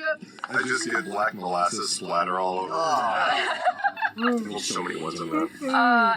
18 for me. 18 fails, so 30 points of lightning damage. 25. 25 is a success, so you take 15 points of lightning damage. Damn. 30 points of lightning damage. Fuck. 23. Oh, no. And 23, success, so 15 points of lightning damage. Okay. Alright. You're gonna end the whole night? Finishing engines go. A shift of nearby light I was not action catches your Should have been. catches Logna and Ashton's and Dorian's eye. As around the edge of this, a shimmer of light seems to emerge. As he did the hand rolls, I started really Peeks waiting. around the corner. Why? Could be. I'm here to just watch him.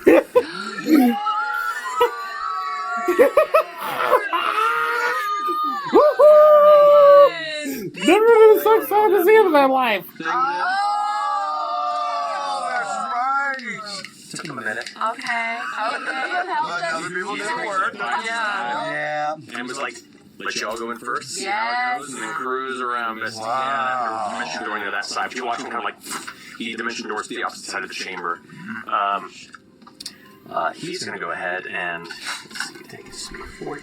He's first going to go into the nightmare form as a bonus action. So you watch as he kind of appears and kind of looks over towards you, and one's like one of his giant black eyes just kind of like winks. And when it closes, it kind of like folds into itself, and he watches his skin seems to almost tear off, leaving like a black shadow version of him behind. Like, yeah. He now looks like a scattered, like blackened, kind of jagged shadow version of himself, where even his clothing and his tails are kind of like flickering and like made of just black energy and darkness. And where his black eyes were, now it's just like these white, vacuous orbs. Almost like he turns into a negative version of himself. In my form of dread, where like just eye sockets, no eyes, I also wink and a little bit of blackness splurts out. I'm like, yeah. Okay. And then he is going to leap this way. Yeah. This way. He's going to get there. 12 or 15 feet. About there. Is he within 30 feet of lewdness? Yeah, he's tall. Is within 30 feet of lewdness, right at the edge. Is he within 10 feet of me still? He's unfortunately 15 feet from you. He is going to cast Damn. Steel Wind Strike. Steel Wind. Let's go, buddy. So he... This is one of my favorite spells. Yeah. Which causes him to just like, it's like some anime thing, like where they have like all these missiles with like so much slashes. No, he's using his claws. Like he just disappeared like a like.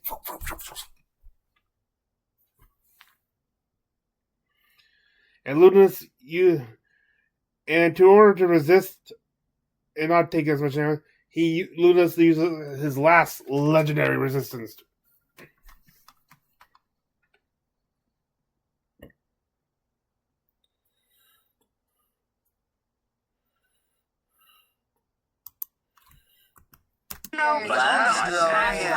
Legendary resistance. All about. Okay. This Ludinus kind of like, Of course you'd be here. and Ira now at this point is kind of flickering shadow. It's like, It's all I wanted for years to watch you fail.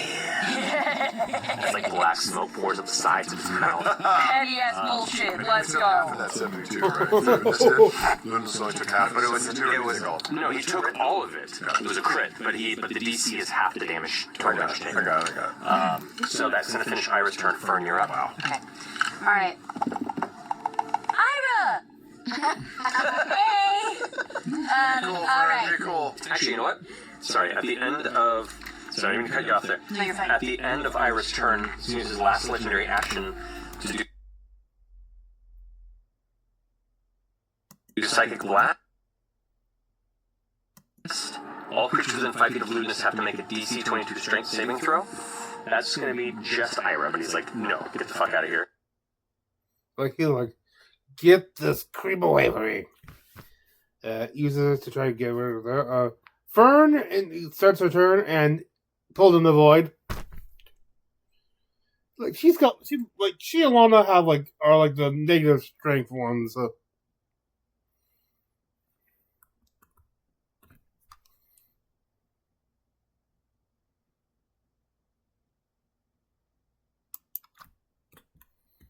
Calm down. Well, I'm gonna leave him out there.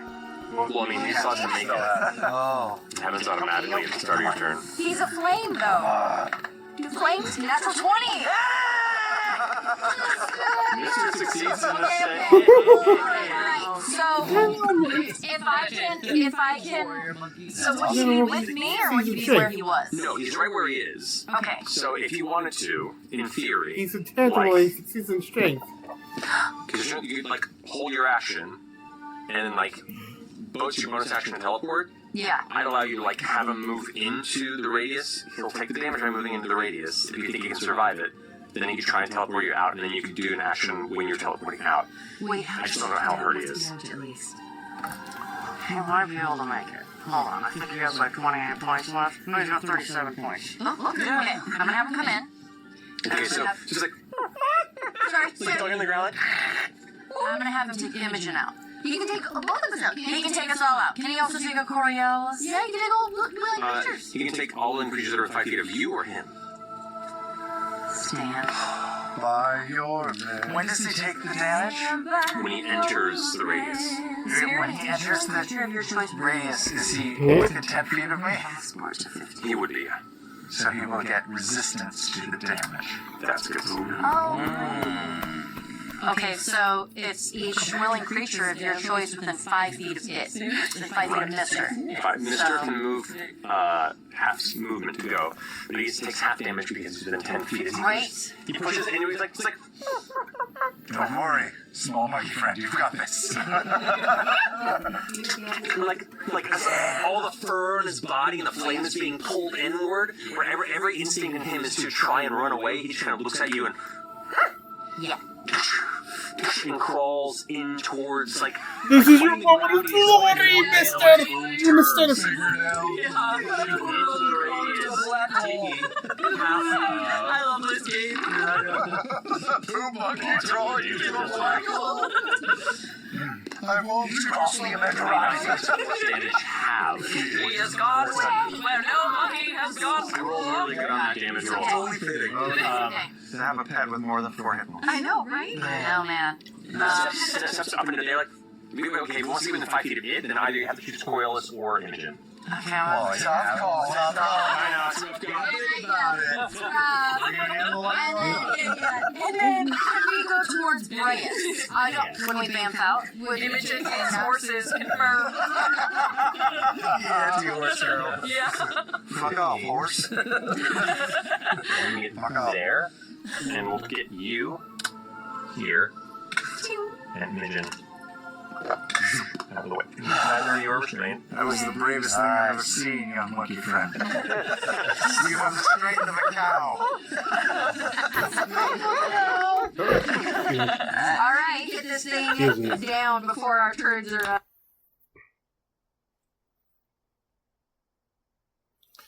Then she uses Scorching Rays. Cast Scorching Ray, aim for the neck, only one hits. Aura manages to resist the pull of the void.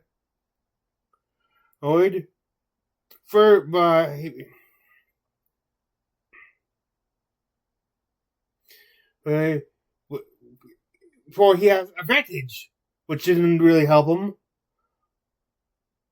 But he could reroll with a normal, which still failed. And then he actually could boost it with his last using a support to die with this feature Severed Heart, which was succeeded. But he doesn't have any more superiority die, so a costly escape. Check goes in with 3 claw attacks against Ludinus. And on one of the attacks, on the first attack to hit,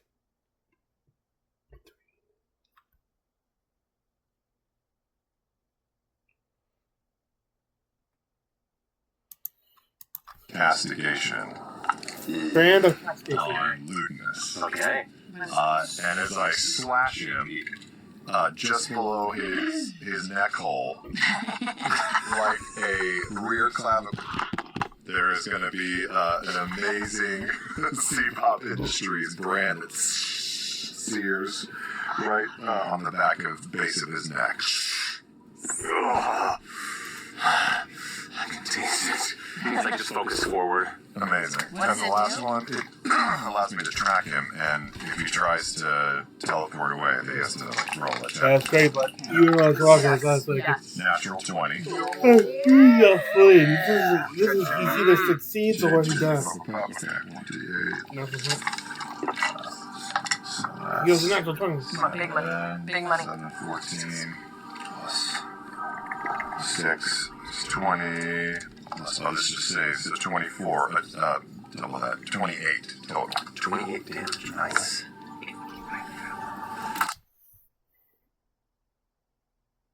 Lewis, on his turn, is able to do and proceed further, breaching the next layer.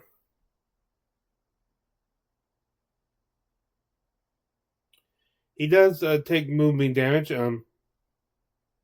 Chetney is pushed back. He uses another thing to push Chetney back 10 feet again. Resists the void and inspires Imogen. Ashen manages to get to Lunas. It manages to reach Lunas. 3.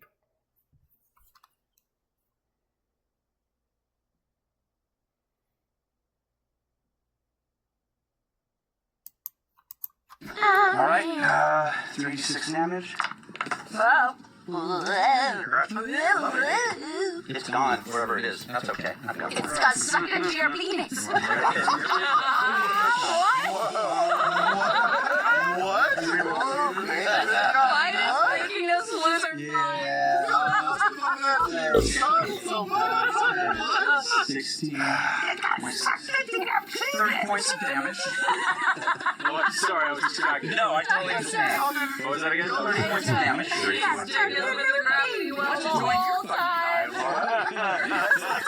Kindergarten cop. Actually, it got sucked inside your penis. Oh, one day Rosa watches his friends. Right. 30 points of damage. 30 points of damage would be 15. Yeah, double damage. Well, here's some other fun stuff.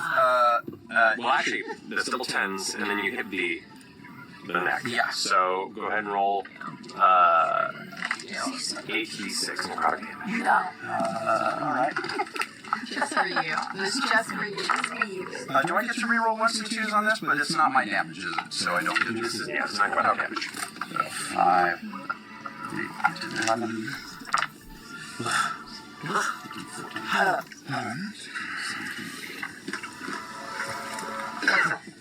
Special attack is 94 damage. And, You should add another 10 to that, which would be a failure on his concentration.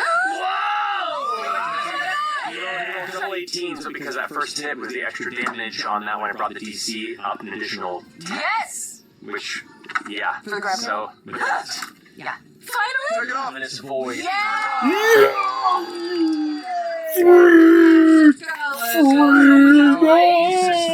for self-help. Yep, Or D6 plus construction. 6, 7, dang, alright. I see that's worse. Gonna bleed. I need a, so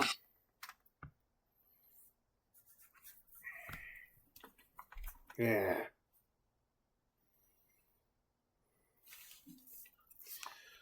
Ludus does rapid uses no 2 legendary actions to for another chain lightning. I believe gets the whole party here. But after Lana's attempted counterspell is itself counterspelled. Yeah, his whole party. Just the only one to resist.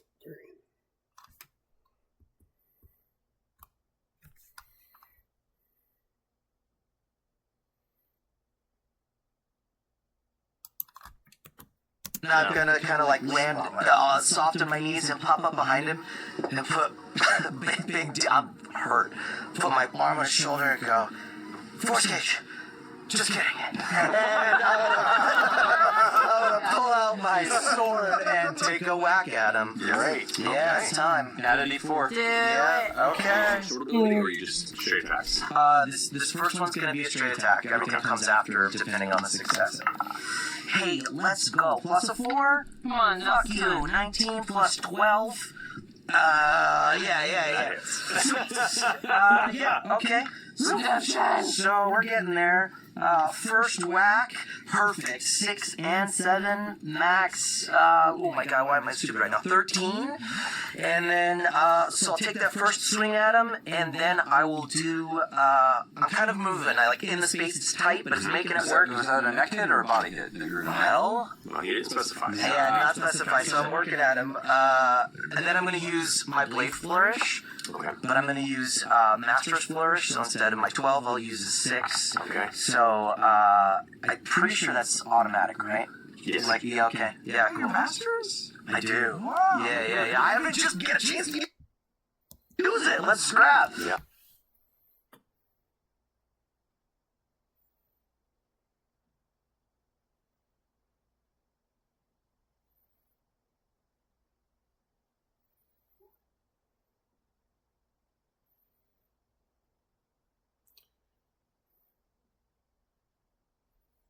Imogen charges forward.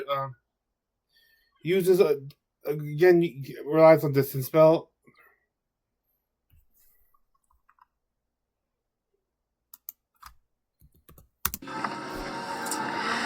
And in Ludinus's head, I'm gonna just scream as loud as I can. And in distance with the sorcery point. I'm gonna double the distance with the sorcery point. Tom Cruise run.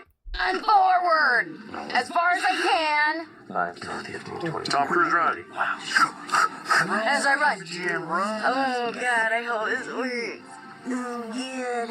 I'm gonna double the distance with the sorcery point. And in Ludinus's head, I'm gonna just scream as loud as I can and say, "Enough!" This is her casting power. Come on. And I'm gonna cast Power Word Stun. Oh. Power word stun. This has to be beneath 150. HP. Okay. And it's auto success, if that's true. He said he was looking rough. That doesn't usually happen. Automatic. He is not immune to stun. And he is under 150. Oh my god! Powered. It's at this moment that you notice him reaching into his pocket for what looks to be a rather vibrant glass vial. But he doesn't get to do But he doesn't get a chance to do it because as you take all of the rage and the loss and tattered conversations and throw it right back into the core of his psyche, your scream resonates in his head, and he begins to scream as well and grabs at his face, his fingers drawing down across his cheeks, and that kind of dark, thick liquid that had been kind of seeping from his quintessence root in the back of his neck. You can see it now also pouring out of his ears as he is stunned.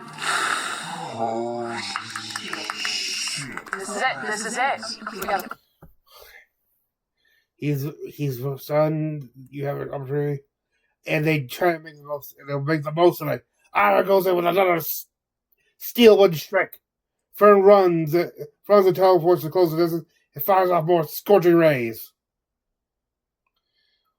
Orlum uses sealing to pull Luna's back from the. To pull Luna's back, at least try to get him farther of a barrier. Hopefully, it'll close up. He goes in for his attacks. He gets one crit on while aiming for the neck. He gets one body hit.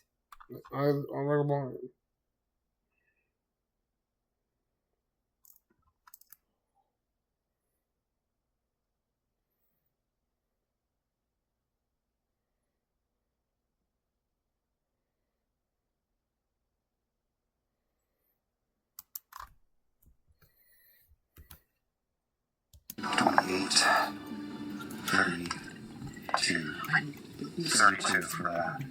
Okay, 32 damage? Yeah. And then is it a d6 plus 1 for the... Well, Orem, Savior Blade of the Tempest. Warrior of Zephyr. This is. How do you want to do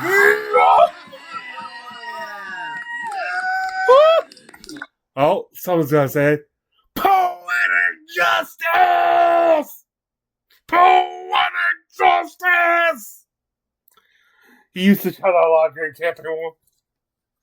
Yes! I have to back it up. Orem was pressed and losing hope, and then saw across the field of battle Imogen clutch her hand out and saw him lock up, fire streak out across the cavern, slamming into him.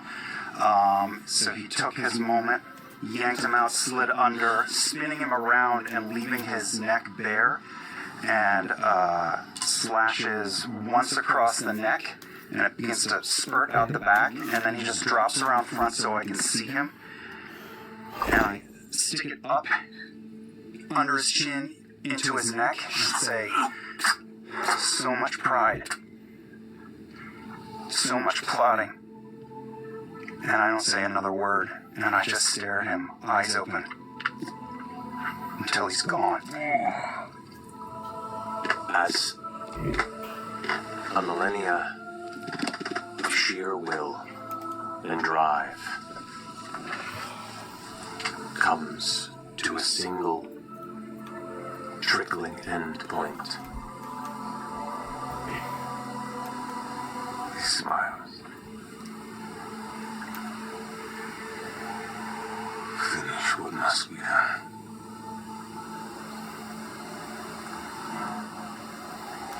Please. And his eyes strictly focused. As his arms fall to his sides and hang limply. The pulse of energy dull.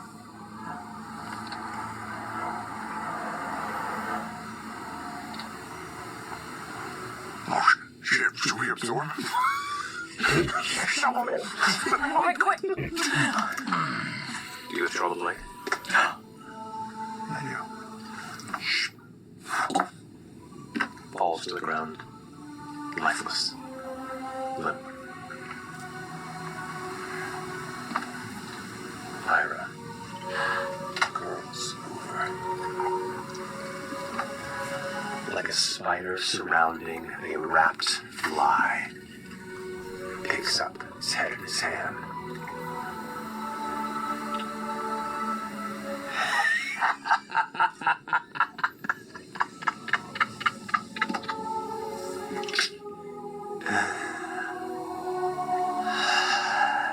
Needed that.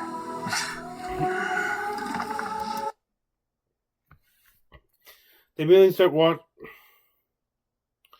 looking right. Ashton is make sure to watch Ira carefully. Make sure he doesn't.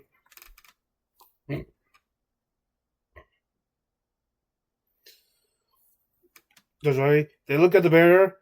Well, the two layers he got through still have basically the outline of Ludinus's body in it. It's still vulnerable.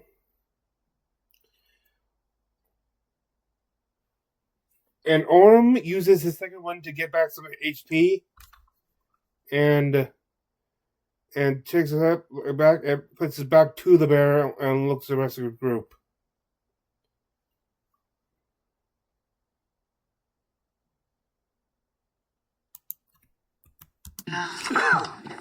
Yeah, if we all gather up, we can. Sure this is the door. Can you remind us what this does one more time? This fifth side moves.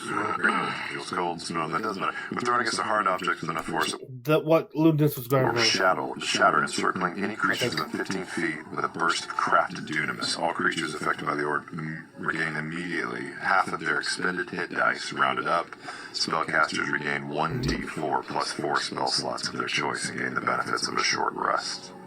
Okay. So we gain the benefits of a short rest, meaning we can spend hit dice. You can spend hit dice to heal if you like. We could spend hit dice to heal, and we could. Any abilities that recover on a short rest, you regain. Okay. 1d4 plus 4. Do each of us roll individually 1d4 plus 4, or do we roll 1d4 once? Individually.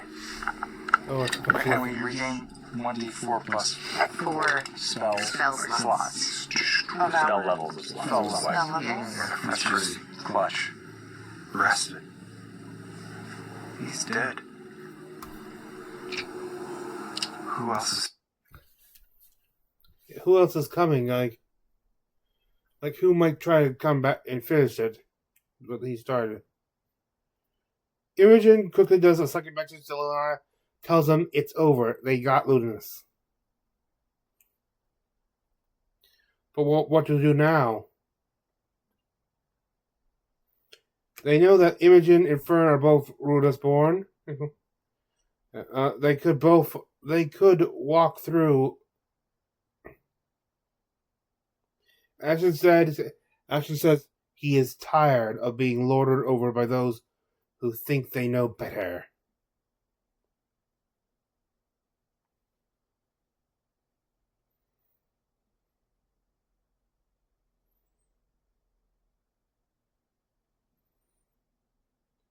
There's and they decide, and they actually someone suggests to Travis that Chetty could use grim psychometry on the intact layers of the barrier. What he sees in it is a history broken, sporadic. A gathering of divine fear. The squeezing of the point to slumber. And then he said something on the other side, beyond the bear, something somewhat excited. He senses Predathos itself. Bria says they should just let it be, let it stay in there.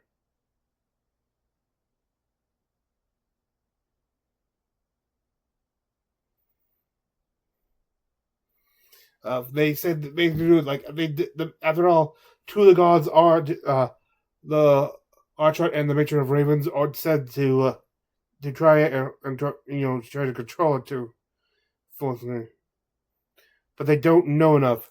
Now at this point, I've been having the personal view that they probably shouldn't. I've been thinking that they shouldn't be able to do, but also it occurs to me something.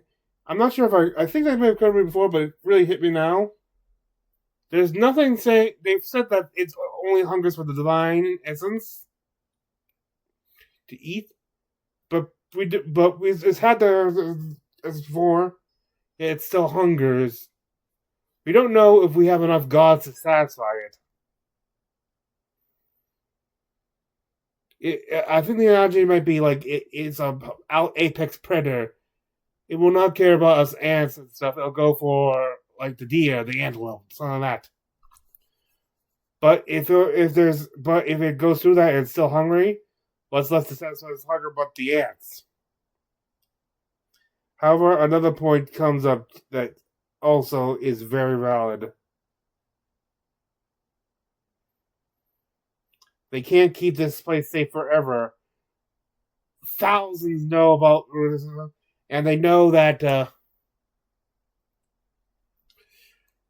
it's possible to release this, so there will be future attempts by those who really hate the gods. And if they release it enough, at least they be able to have some iota of control. Because they don't know who might be. If they leave it, they don't know who might be the one to end up releasing it. And at this point, Fern is giving off some. Is saying, dude, but she's giving off this. Let's do it. It might be fun vibes, we could just take a peek, like a curious child, just a little stuff. I get the thing, I get that thing. The argument is, let's do it. It might be fun. Let's just do it. Just take a seat, that child's thing. This type of person should not be in this conversation. No, I did not like the fact that Fern is talking like that and is part of this conversation.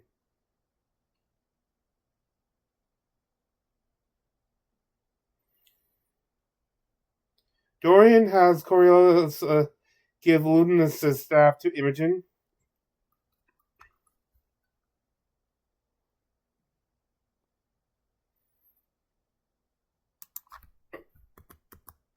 Whoa. Anybody be able to tell what this... Ira, can you tell what this is? But also, don't lie to Don't us. take it. Ooh, well, this is a... No, I'm holding on to it.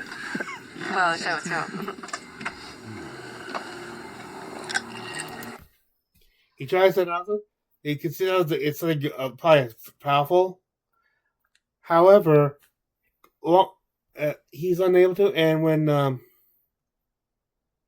I forget who was like Fern or Imogen along, but I think it's Fern casts Identify. It is prevented. It was the insight is resisted.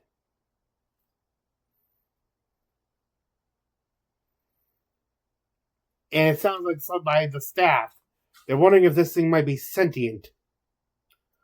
Or if it's just their own. Orm then says his piece. He says he's ever since he's heard about and they started even considering actually releasing Poc-O. He said releasing not like that, and everything is telling not to. But he has the logic about it's gonna happen eventually, and it makes sense. Like there's too many people who know about it, and too many people trying to release it.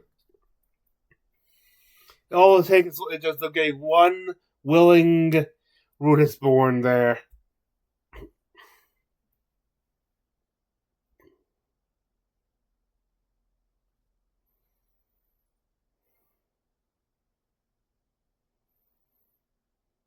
They start feeling a sulfur smell, and they look to Luna's corpse, which disintegrates before them.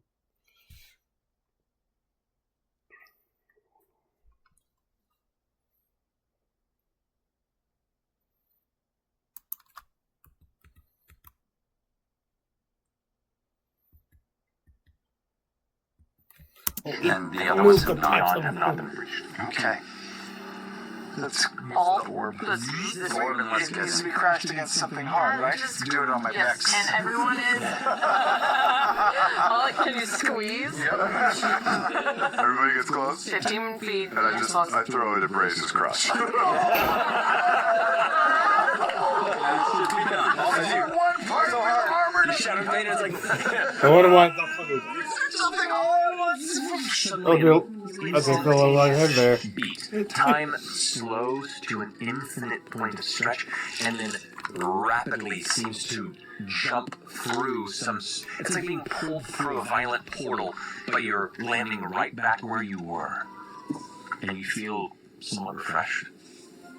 You feel like some of your wounds have healed. You feel like some of your exhaustion has faded. Some of your awareness is rested. And there's just left in your mouths this slight little taste, almost like a sweetness, as this kind of smoke that has emerged and been left to dissipate from the inside of this shattered orb kind of like dissipates in the air around you. You all gain the benefits of short rest. It's been hit dice to heal. Do you automatically get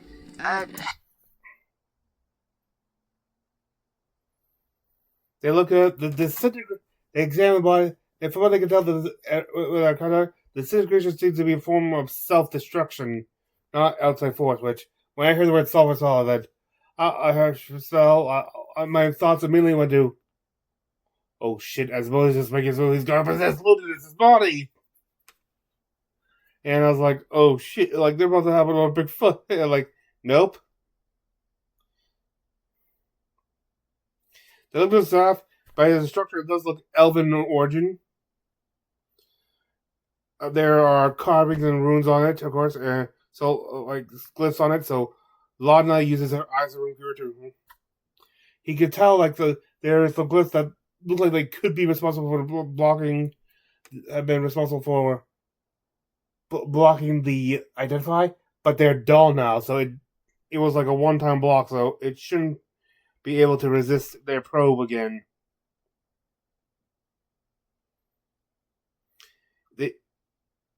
it will take a while for that to recharge. And they discovered that this is a staff of soulbind relay. And it is expended right now. Oh, it serves as like to widen the range of certain spells and stuff, as such. And they realize something you always realize when your enemy is a like high level mage. Ludus is not finished off yet. He's had all these single actors on. There's no chance he didn't have a clone in backup. By should his original body get taken out, there's zero chance. He's probably got several storage rooms across Xander with full of clones at this point. Though actually, I'm not sure. I think you can. I actually don't remember if you can have more than one clones, like clone body at once, or if you create another one, if it creates just inerts the other. I forget. So. But this body creates a range that he can return to a new body, so.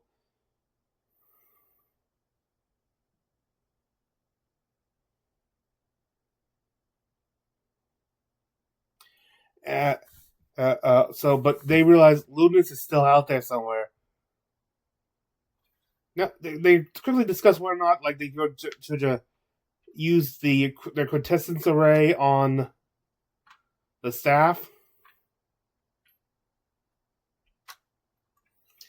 Have to you'll get some for power up because also they once again have the question of whether or not the array is needed to release Predathos.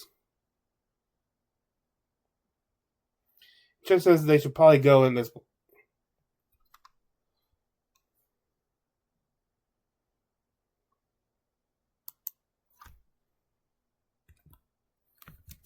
Chudney, this could be our last chance to smoke that Fusaka.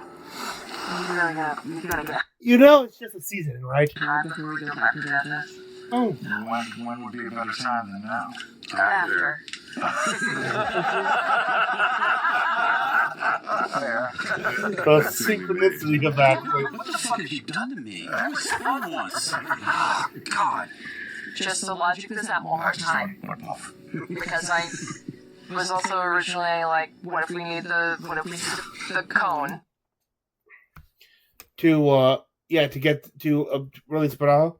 From what you could tell and stuff, he had it for a while, but he didn't try himself releasing Predathos himself until after he used the code on, not on the bear stuff, but on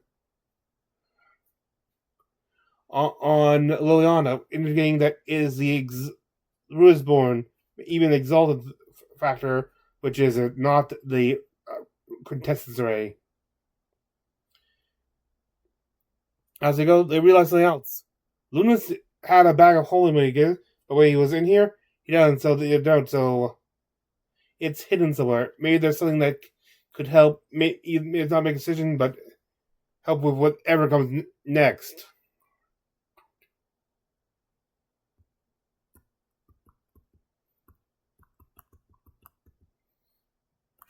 It's pretty close to an hour. Since I could run back and try and 47 minutes. 47 minutes. All right, I'll run back up the tunnel since I still have the invisibility up and I got 12 minutes before I'm a problem. and just see if there was anything where the force gauge was. You do not. I return. How's my mom? Did you check on her? I killed her. Alright. I should probably a little bit more. Then I'm gonna walk over to that fucking barrier. Oh, Yep. it's done! Let's do this shit. Okay. So you walk up to the next unreached barrier. Yeah. And put my hands on it like I saw Luminous doing.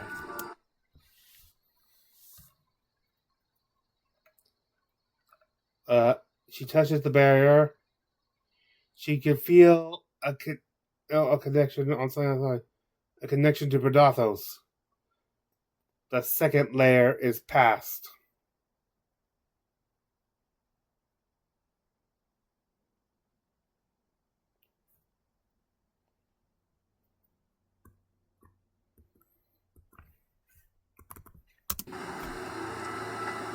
look back at Luna.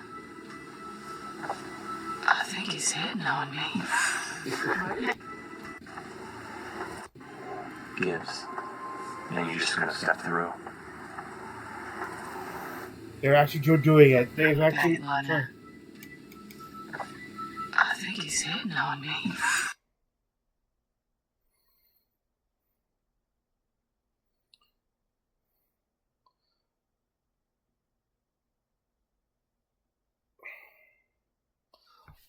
She manages to pass through the fourth barrier. All of the cells is right behind her, still using the hole in the fifth layer is passed. And then the final layer is touched and they are through. There's a sense of belonging. Her logic saying that this is dangerous and stuff is totally honest with her instincts right now.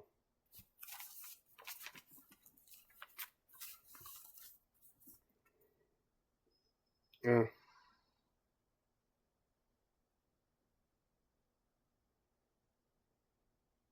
They keep walking. They go and they find the core of rudeness. Rudeness.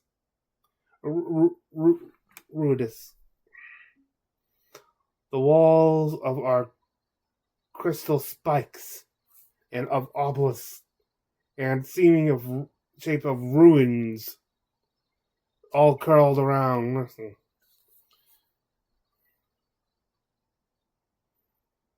In a miniaturizing.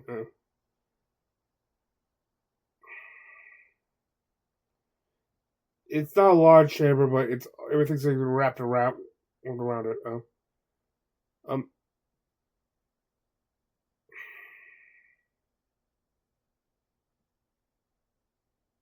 But there are these massive curved spires in it.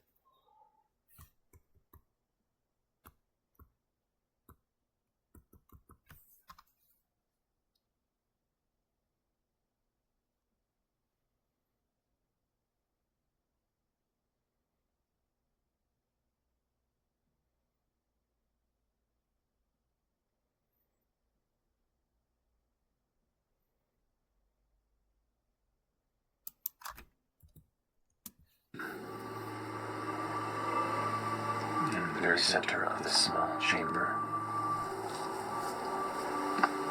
is a soft, glowing, teal, white light. It's here. There is. Just a little light. Floating? Resting on something? From your distance here, you can't quite make out shape. It's just kind of this unfocused moat. You don't have enough depth at the entry point, which is quite a distance of 80 or so feet from it to really see any sort of scope, but the two of you stand at the precipice of the entry point of this chamber. What would you like to do? Can I reach my mind up? Is that you? You are here. Oh. The voice that was once muddled and deep and echoing and distant and it's almost childlike. It has an innocence and a sadness and an excitement, and it feels half awake.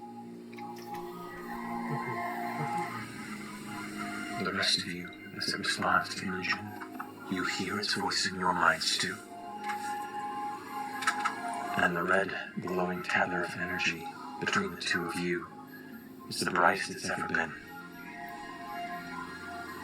And the faintest threads of it reach out to all of you.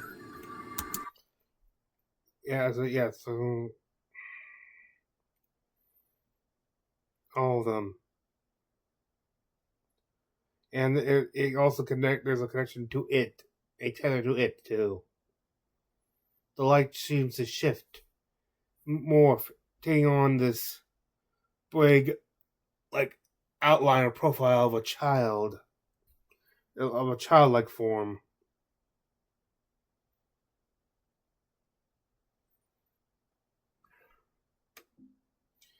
Are we free to go?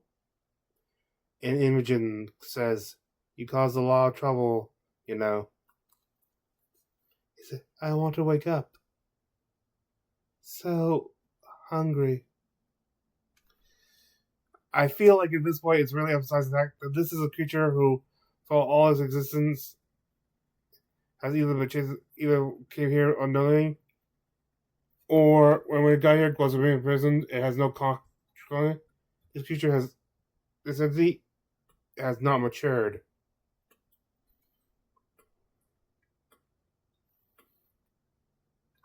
They asked him, did you talk to Ludinus? It says he was the first to reach out and promised to free him. They ask, can you hear him now? Good. Unless he's directly using something to communicate him, then the answer is no, for I can only hear my children.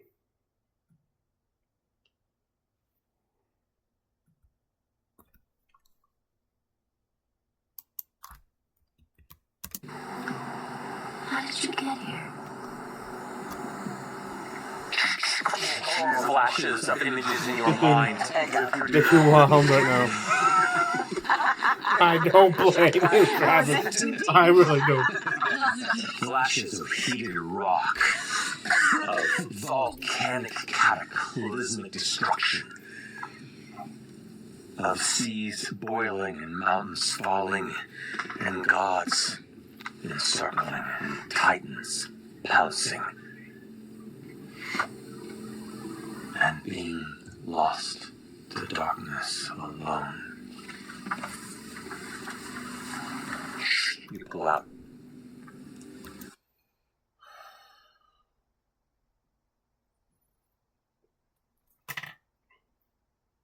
They get the sense that this is a shadow of its true self.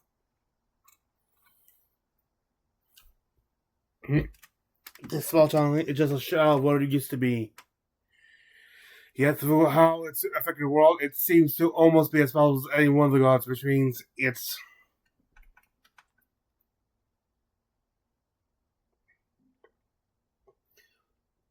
true self. They can't even imagine how expansive its true self was. Could be. Or it could be.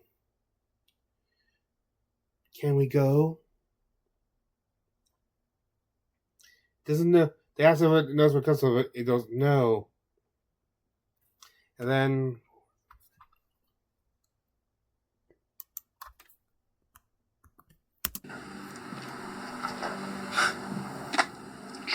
more flashes through your minds. Distant starscapes. Cosmic clouds where stars are born and die. Strange celestial towers of possibility. Blackened clouds of nothing given shape and thought, and just a vagrant need to feed. It's like a child reaching to suckle what's here. There's only flashes of clear memory. We want to help you.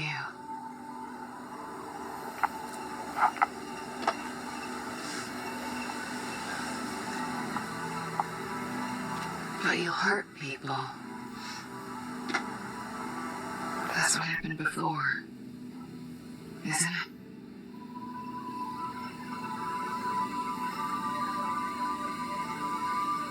I don't understand. Insight check. Oh. Insight check a god. High for me, 17. Oh! Do you believe I the got lights it. are... Happy 2025, everybody. by the way, I gotta check the wiki later, but see what but it should really say first appearance, but also should be the start of Downfall 1, because it's clearly at this it kind of proves that it is what brought down the home of the gods. You don't want to hurt people. Oh, I didn't even realize your shirt today. That's a classic. Little itty bitty baby. The fifth element is love. Sleeveless I remember that haircut. Listen.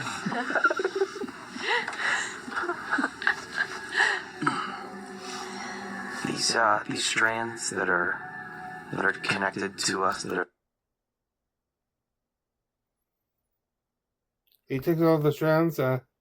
They don't seem in here red. The size of it, or they don't seem red. They seem faintly of gold.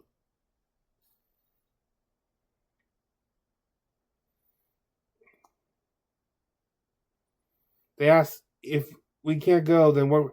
If we can't release it, what would you do? He says, I'll bring others. Make more of my kin.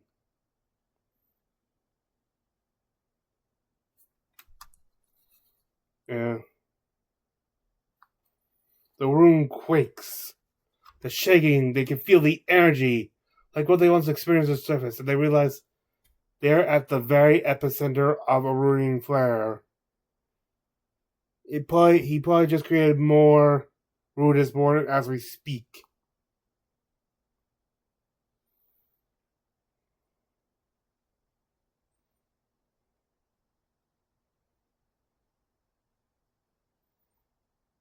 One of those might be the end. But as a result of the flare, Imogen and Fern both get 24 temporary HP.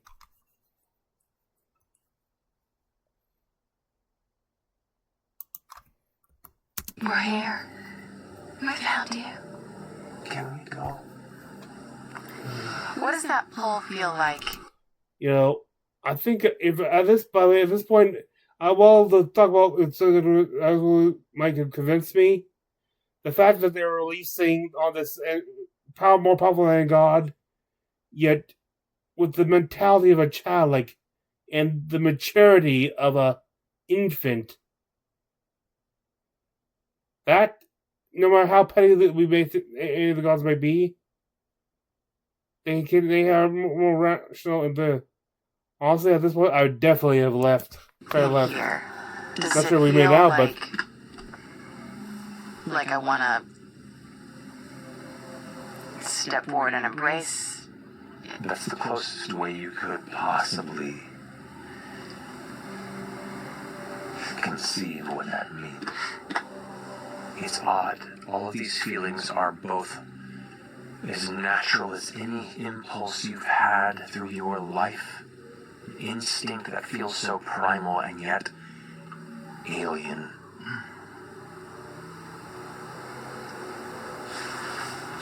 The light steps closer. I just instinctually kind of look over. Yeah. Chip steps forward.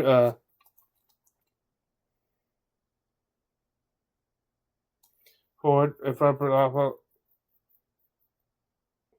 it tries to reaching out to Rodolfo's also support, but it's specifically moving toward Fern and Imogen.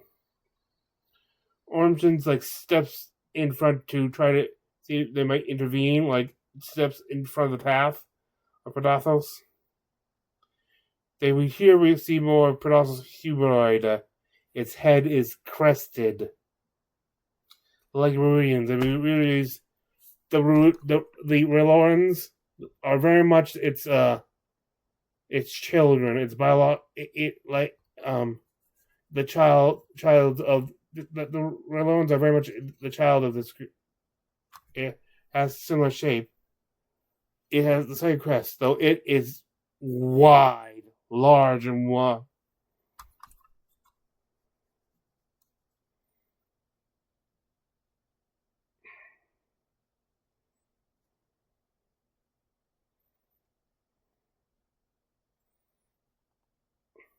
As it moves forward, it seems to grow larger. As it approaches, Orm waits. Oh.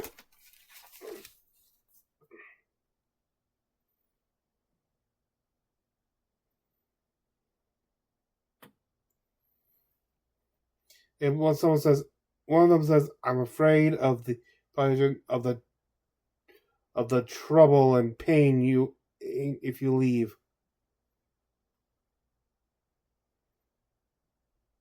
They just wants to leave.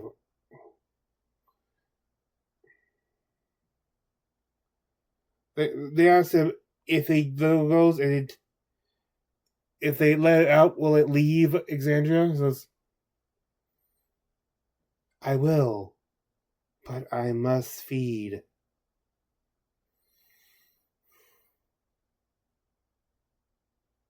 I must eat.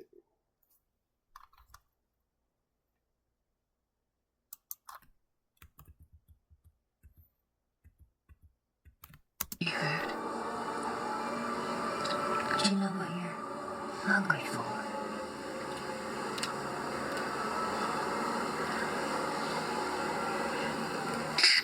More images crash through your brain. You see visions of imagery that begins to glow on various twisted pieces of the structures that you see formed out of this chamber as they kind of twist and move. The actual interior of this room almost mimicking these flashes of the very temples, symbols. You see images of a star-headed, gold-armored entity. You see the flicker of the moon weavers flowing silks through the air, and in each of these flashes you feel a burst of that hunger. In each of these entities there is a spark of divine light that burns a color that doesn't exist in language to express. And as you come out of it, this entity just smiles through its odd, sharpened mouth. We all saw that? Some of those are friends of ours. Would you hold off on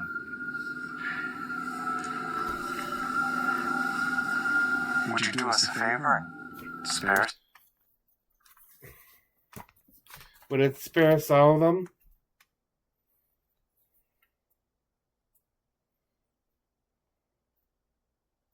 He just says, "I need to eat."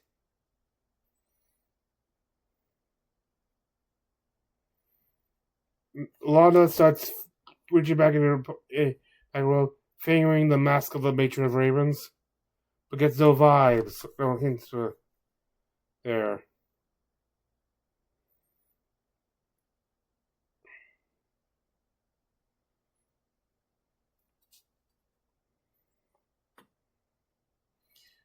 Dorian nicks his finger with a knife. Uses it and takes that finger and touches a string, one of the threads. It's also there that the matron of notice that the strings that are connected are like the physical representations of the threads of fate the matron is often seen stringing with. And then a horrifying thought appears to them. Does this thing retain the power of what it eats? Does it consume them?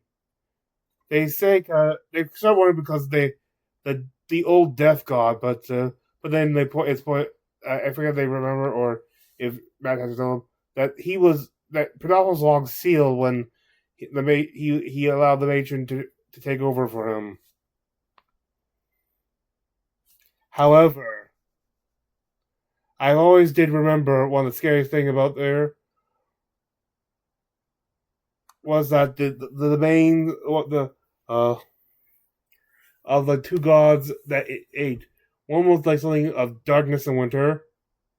I feel that guy if he had survived, would have been would have become a betrayer. And then there was the I've looked up. I remember what the title on the episode was. I did remember how it was, but known as the it was a god of fate. So if it has connections with fate, maybe that may be in there that could retain that. In which case, I think it's always strong enough to take on gods. If it allows us to read all the deities of Xenia, who knows how powerful this thing would get.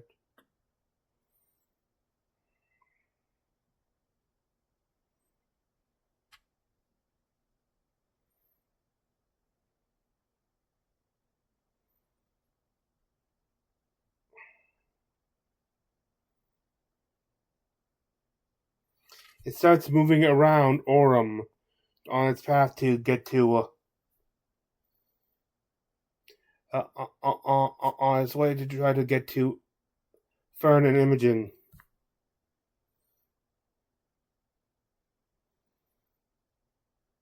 Everyone tries to stay there.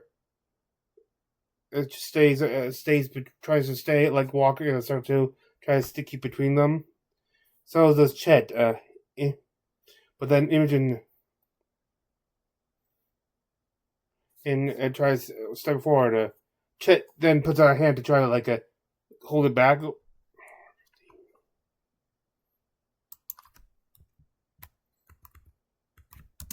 Yeah, I'll even put a hand out if I have to. Okay. Make sure it's going to throw fast. I still have advantage. 16. 16.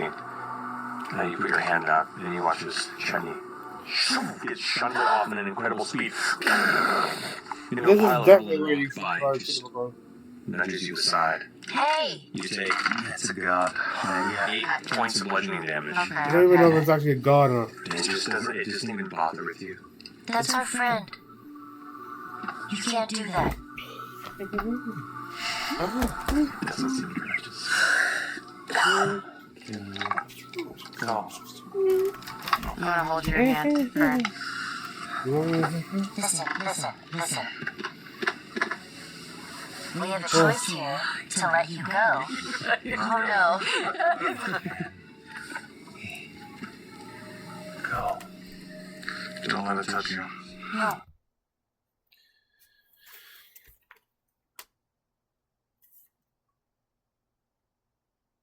And Imogen feels the pull, and he looks at her. I don't see a way out of this. And Imogen starts reaching out.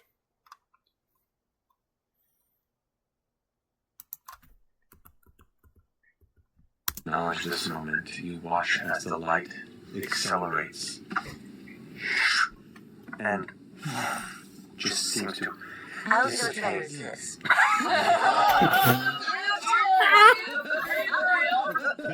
Oh, now she gets Thinking about it? They only need one of you. Fuck. No. I'm not gonna do that. I'm not gonna do that to her. Sorry, the excitement's getting into me. I already seen this in this film. Feel this churning. It feels like a churning storm inside of Imogen.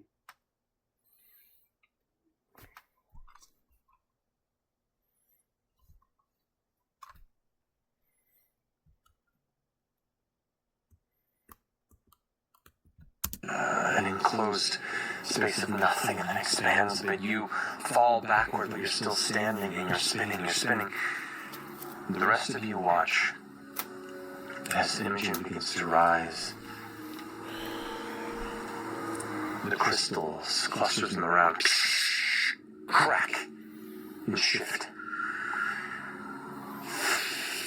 Kind of drifting in the air. And you can see, like her skin now, her body taking this deep red, crimson scale form, her limbs begin to extend and shift. You see her eyes glowing bright. Where those veins of lightning were, they now are where this crimson begins to spread throughout. You feel Perdothos begin to overtake you. Can I fight that? Do you wish to fight? Can I try to suppress it? Yeah. Make a wisdom save. Come on. Oh. You got advantage because of Hero's Feast. Oh, God. It's like Hoochie the dog just skateboarded. And I have an inspiration from somebody? No, yeah, right. It would have only lasted 10 minutes, so. Oh. Yeah. I think that was for me. Guys? Oh, that sucks. DC's probably like 10. Probably. Sweet. 12.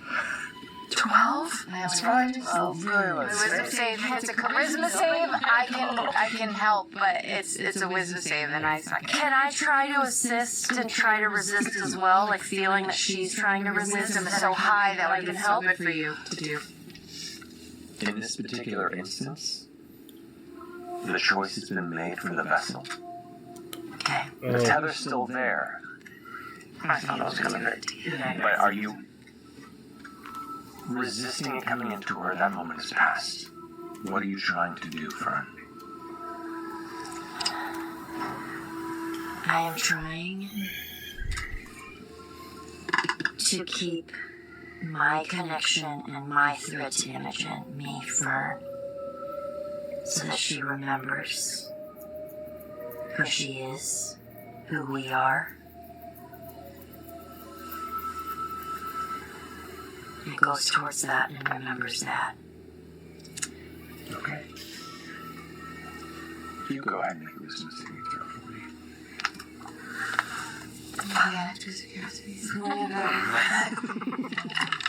As this genuinely horrifying transformation of Imogen begins to swell and expand, these shards of crystal that could have floated in the air begin to affix themselves amongst her body like clusters of spiked armor that pulse with psychic energy. Oh, that's cool. The pulse of lavender power Imogen, checking through her hair. 28. 28. You feel yourself begin to disappear into that shadow. And for a brief moment, you forget who you are and what you're doing. And in the middle of that shadow, you see a point of red light, and you hear Fern call out. Imogen! And that's when it ends. Now that is a cliffhanger. Great. Now I have to wait till 2026 for Oh, shit. Jesus, a whole year. That's how we do it That's now. how it is. What a year. Wow. Wow. Oh my god. We'll hop into that next time. I don't know what I was thinking. I don't know what I thought was gonna happen there, but Well, if you didn't go into it, it was gonna probably grab force you. you. Save it for CR cooldown. All right, friends. Spicy one. We'll pick up from there next time. Thank you all so much for joining us. We love you very much, and this is Thursday. And with that shocking cliffhanger, I get Yeah, I've looked over it. I do have all the things recorded. Now, this is not posted on. It's not published on the for everyone to look at DVD on. So, because it for some reason there's some thing. Maybe I have too many features for because I do have like there's like my first off. It's 4 level because there's like 2 things for each level. And there's like 4 levels of this subclass. Sure. But today, for this shotgun, we bring you the Convergent Path Sorcerer.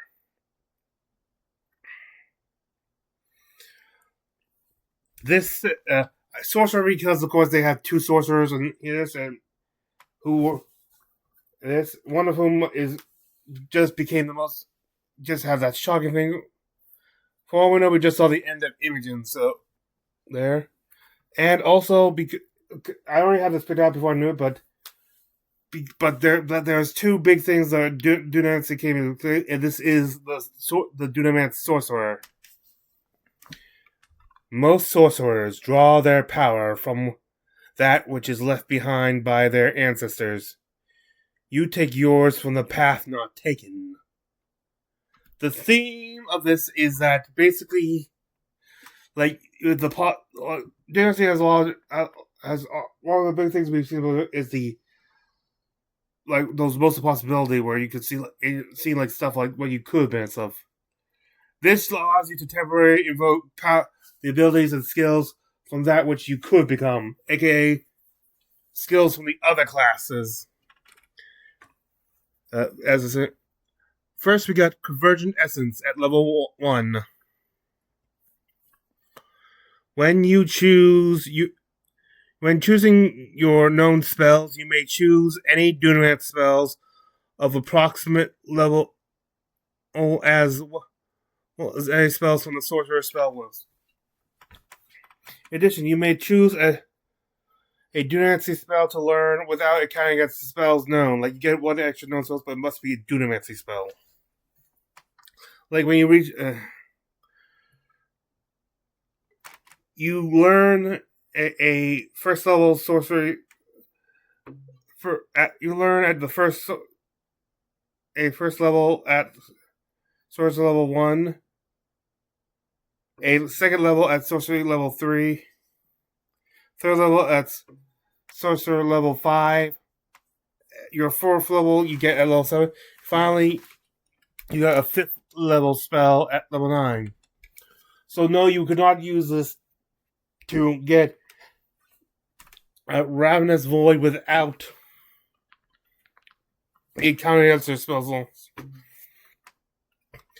Now we got to the signature power of the Convergent Path. Convergent Path steps. The first step at level 1. First off, how the steps work. You gain a feature of another class determined by a roll of a D100. Anytime anytime the obtained feature refers to the original class's level, you substitute you instead use the sorcerer level instead, even if it's a class you're multi-classing with. All other changes will be listed in brackets, should they need to. Usually, if it refers to a certain stat, it may replace it with charisma, the sorcerer's bread and butter. When you finish a long rest, you can reroll to determine a new feature gain. This is not like you can choose to keep your current feature. And you can abstain from rolling a new one, but you can only abstain a number of times equal to your proficiency bonus. Otherwise, we must reroll. So,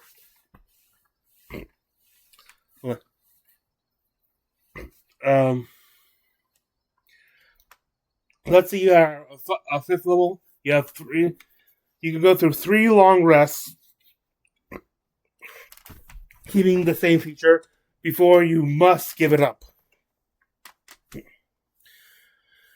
And of course, all Convergent Path steps follow these rules. So this will not be repeated there, but it'll say the thing for anything that was Convergent Path step. Then you get the Rogue and Bard, a D100, a 1 to 7 will get you the expertise of the Rogue and Bard.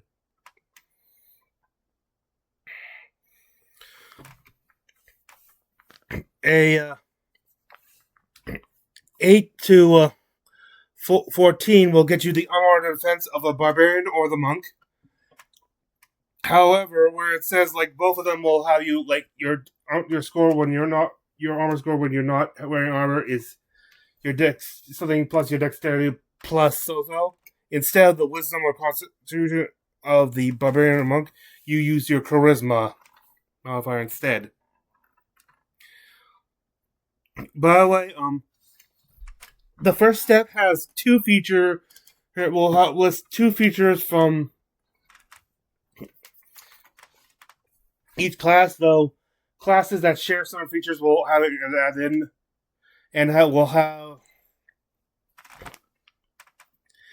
it doesn't, and will have also reflect the fact that be more likely to be checked, but not necessarily twice as likely, say, if it has two classes.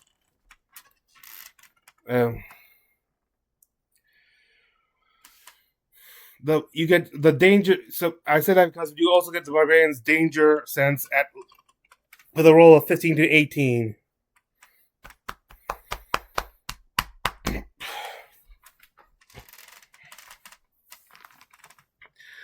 At 19 to 22, you get the bard's Song of Rest.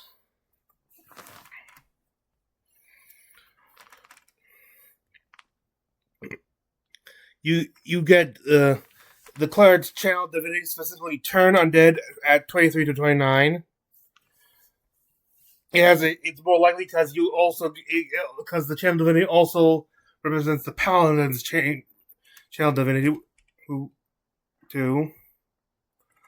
Also, as a cleric feature, sometimes there was not just any good features to do. Like, I tried to avoid the real iconic ones, but in some cases, instead of that, like a feature, they'll get if it's a spellcasting ones, which is more likely because they'll you'll get a chance to choose one spell from the cleric list. In this case, does not. Oh shit.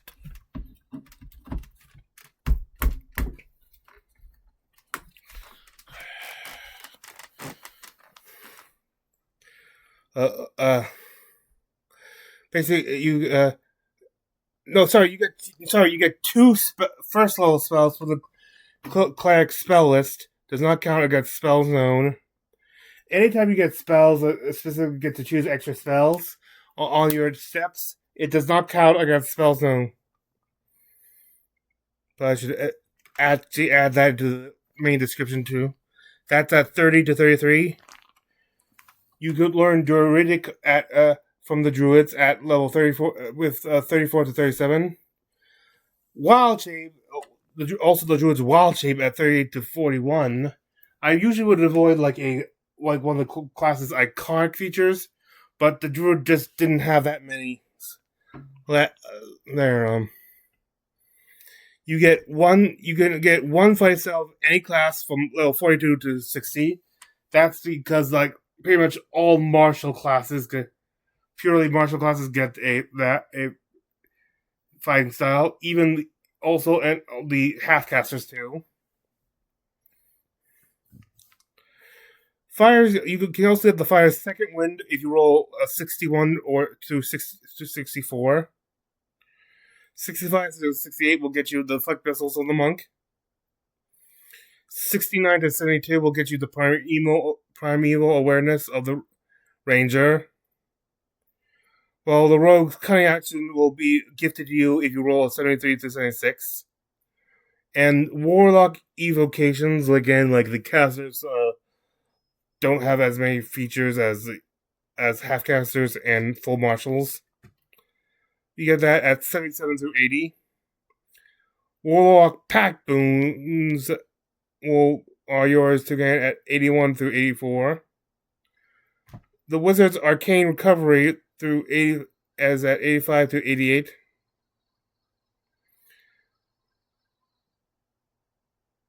You also you can choose two.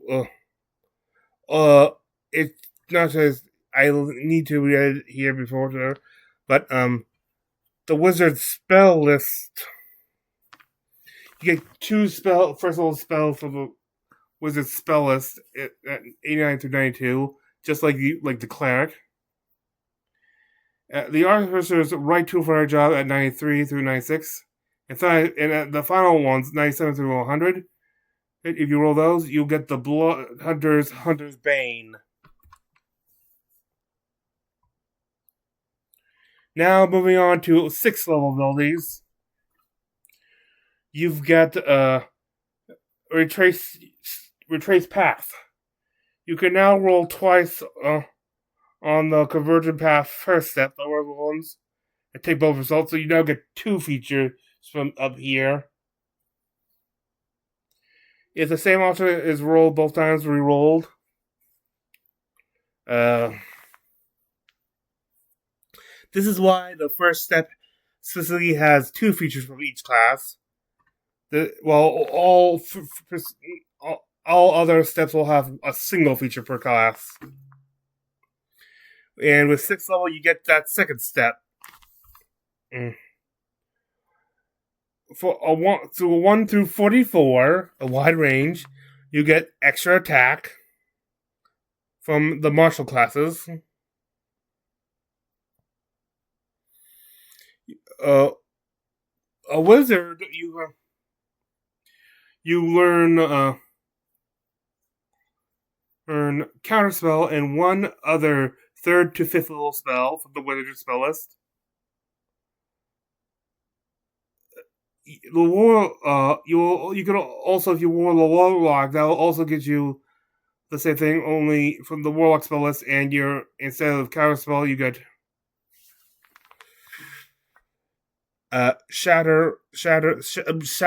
shadow of Moil. Matter of fact, the same thing goes for your druid feature and your cleric feature, which get to say list. Well, the druid spell being polymorph, and the clerics get revivify. Sorry. Those would be the counter spell would be 45 for 52. Shadow Memorial, and it would be 53 through 60. Polymorph 61 through 68. Revivify 69 through 36. You get the barge's counter charm feature at 7 through 84. The artificer's flash genius through at 85 through 92, and then finally 93 upward is rogue evasion. At level 14, you get a new feature, sure-footed path. Pick one roll of any convergent path step.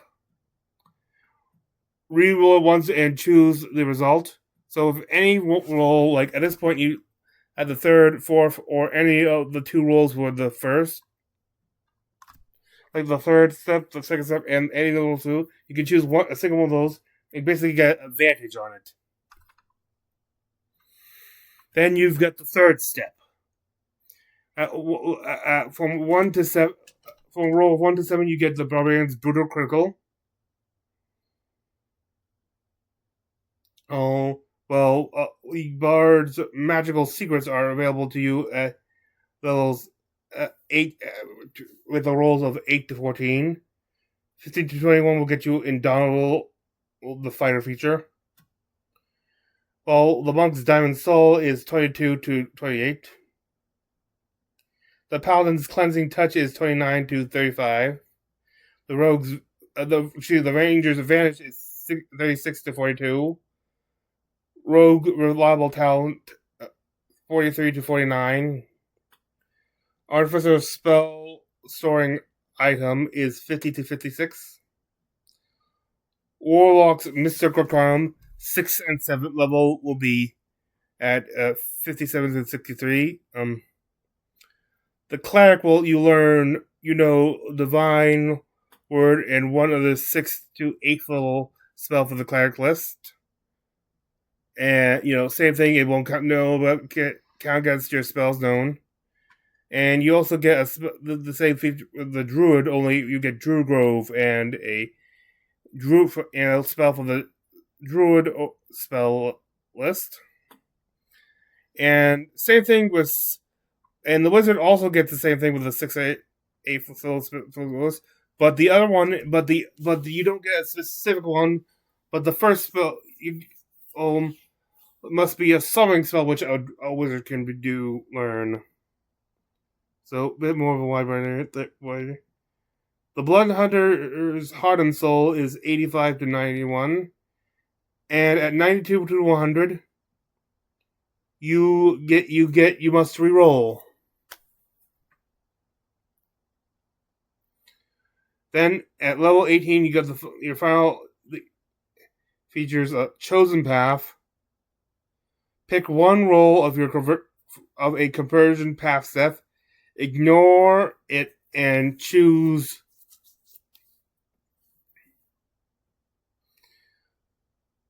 an option from that step. Basically, you don't have to roll. You just get to pick one feature.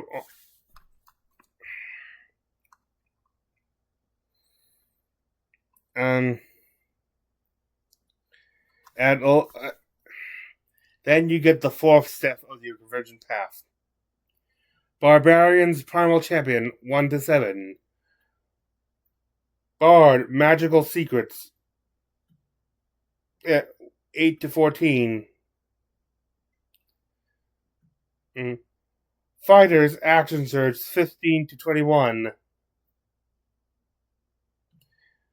Monk's Empty Body, 20 to 28. A Paladin, you can choose one Aura spell and one Smite spell. Assume that they have to be from the Paladin spell.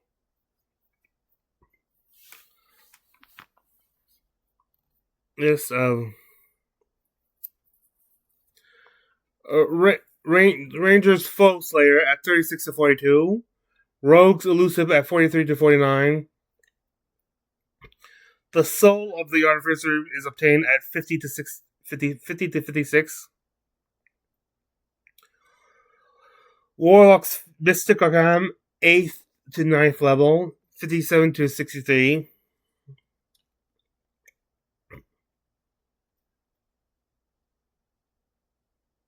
Clerics, you get to learn the spell master on one other spell from your cleric spell list. It does not count against your spells normal.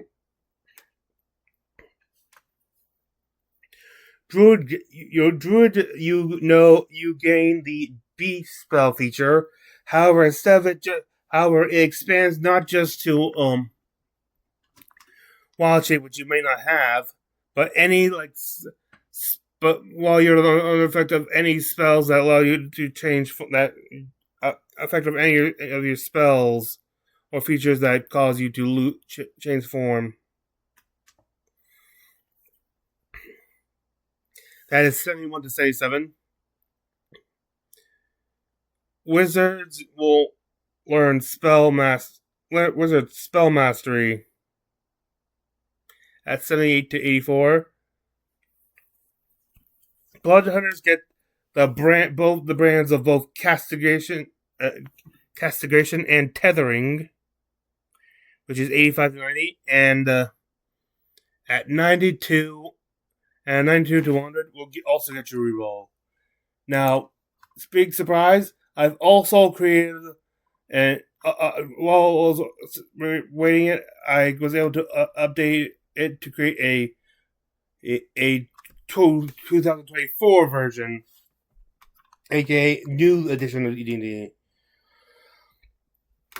All the everything's the same except for some of the steps, which, because they'll do 24, some of the features of the classes have changed. Let's see.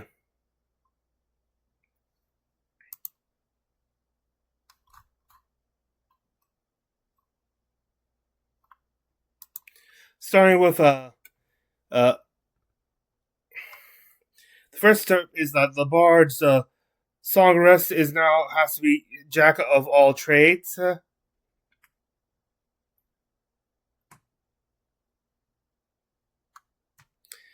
And you still get the fighting styles, but it's not specifically the fighting style feats, because that's how it works now.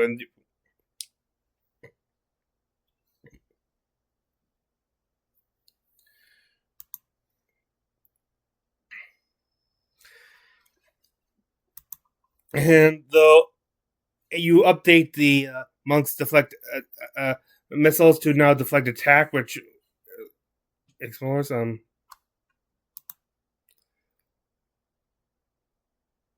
and you get a depth explorer instead of primal awareness for rangers now.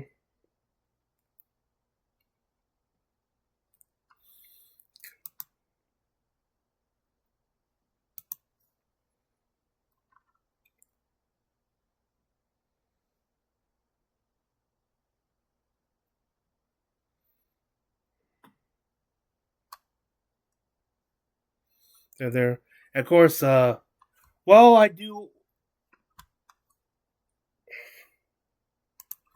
Well, no, it's not. No, I guess I exited out of that already. But while there has been an unearthed car for the new artificer, so that has been updated. So I did use that to replace them. Blood Hunter will always be the same because there's no 20. Matt has not created a 2024 version for that.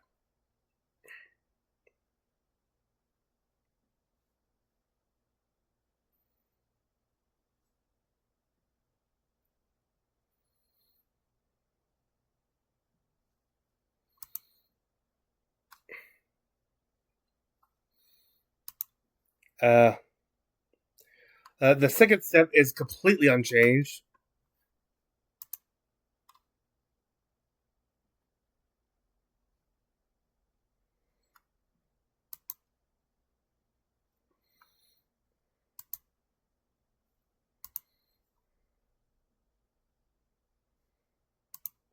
The monk, instead of Diamond Soul, now you will have Disciplined Survivor.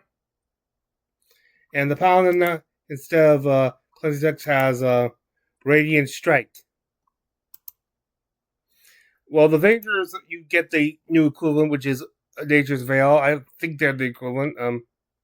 And the Rogue Slippery Mind, instead of Reliable Talent.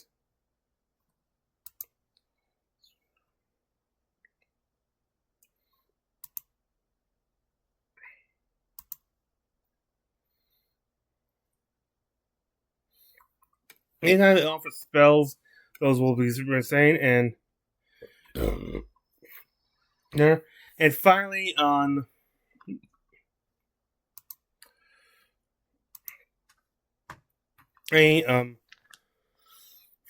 the fourth step has, instead of lots of empty body, you got body and mind. They always have that change there, and you substitute, which will allow you to really ramp up your dexterity and wisdom on the monk. But in this case, you replace wisdom with charisma.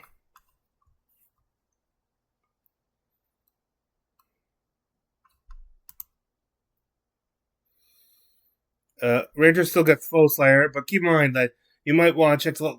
Even if it says it still has a feature, the newer ones might still have an update, because I think the Foe Slayer for Rangers now is something to do with Hunter's Mark instead of the other.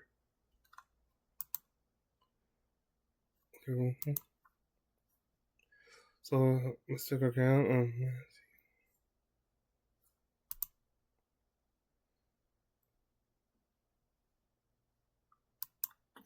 And that is all the changes that will occur for its 2024 version, which means this video is officially done. I thank you for joining me. This is Free Arena Mantra, and I wish thee good fortune on the quest of life.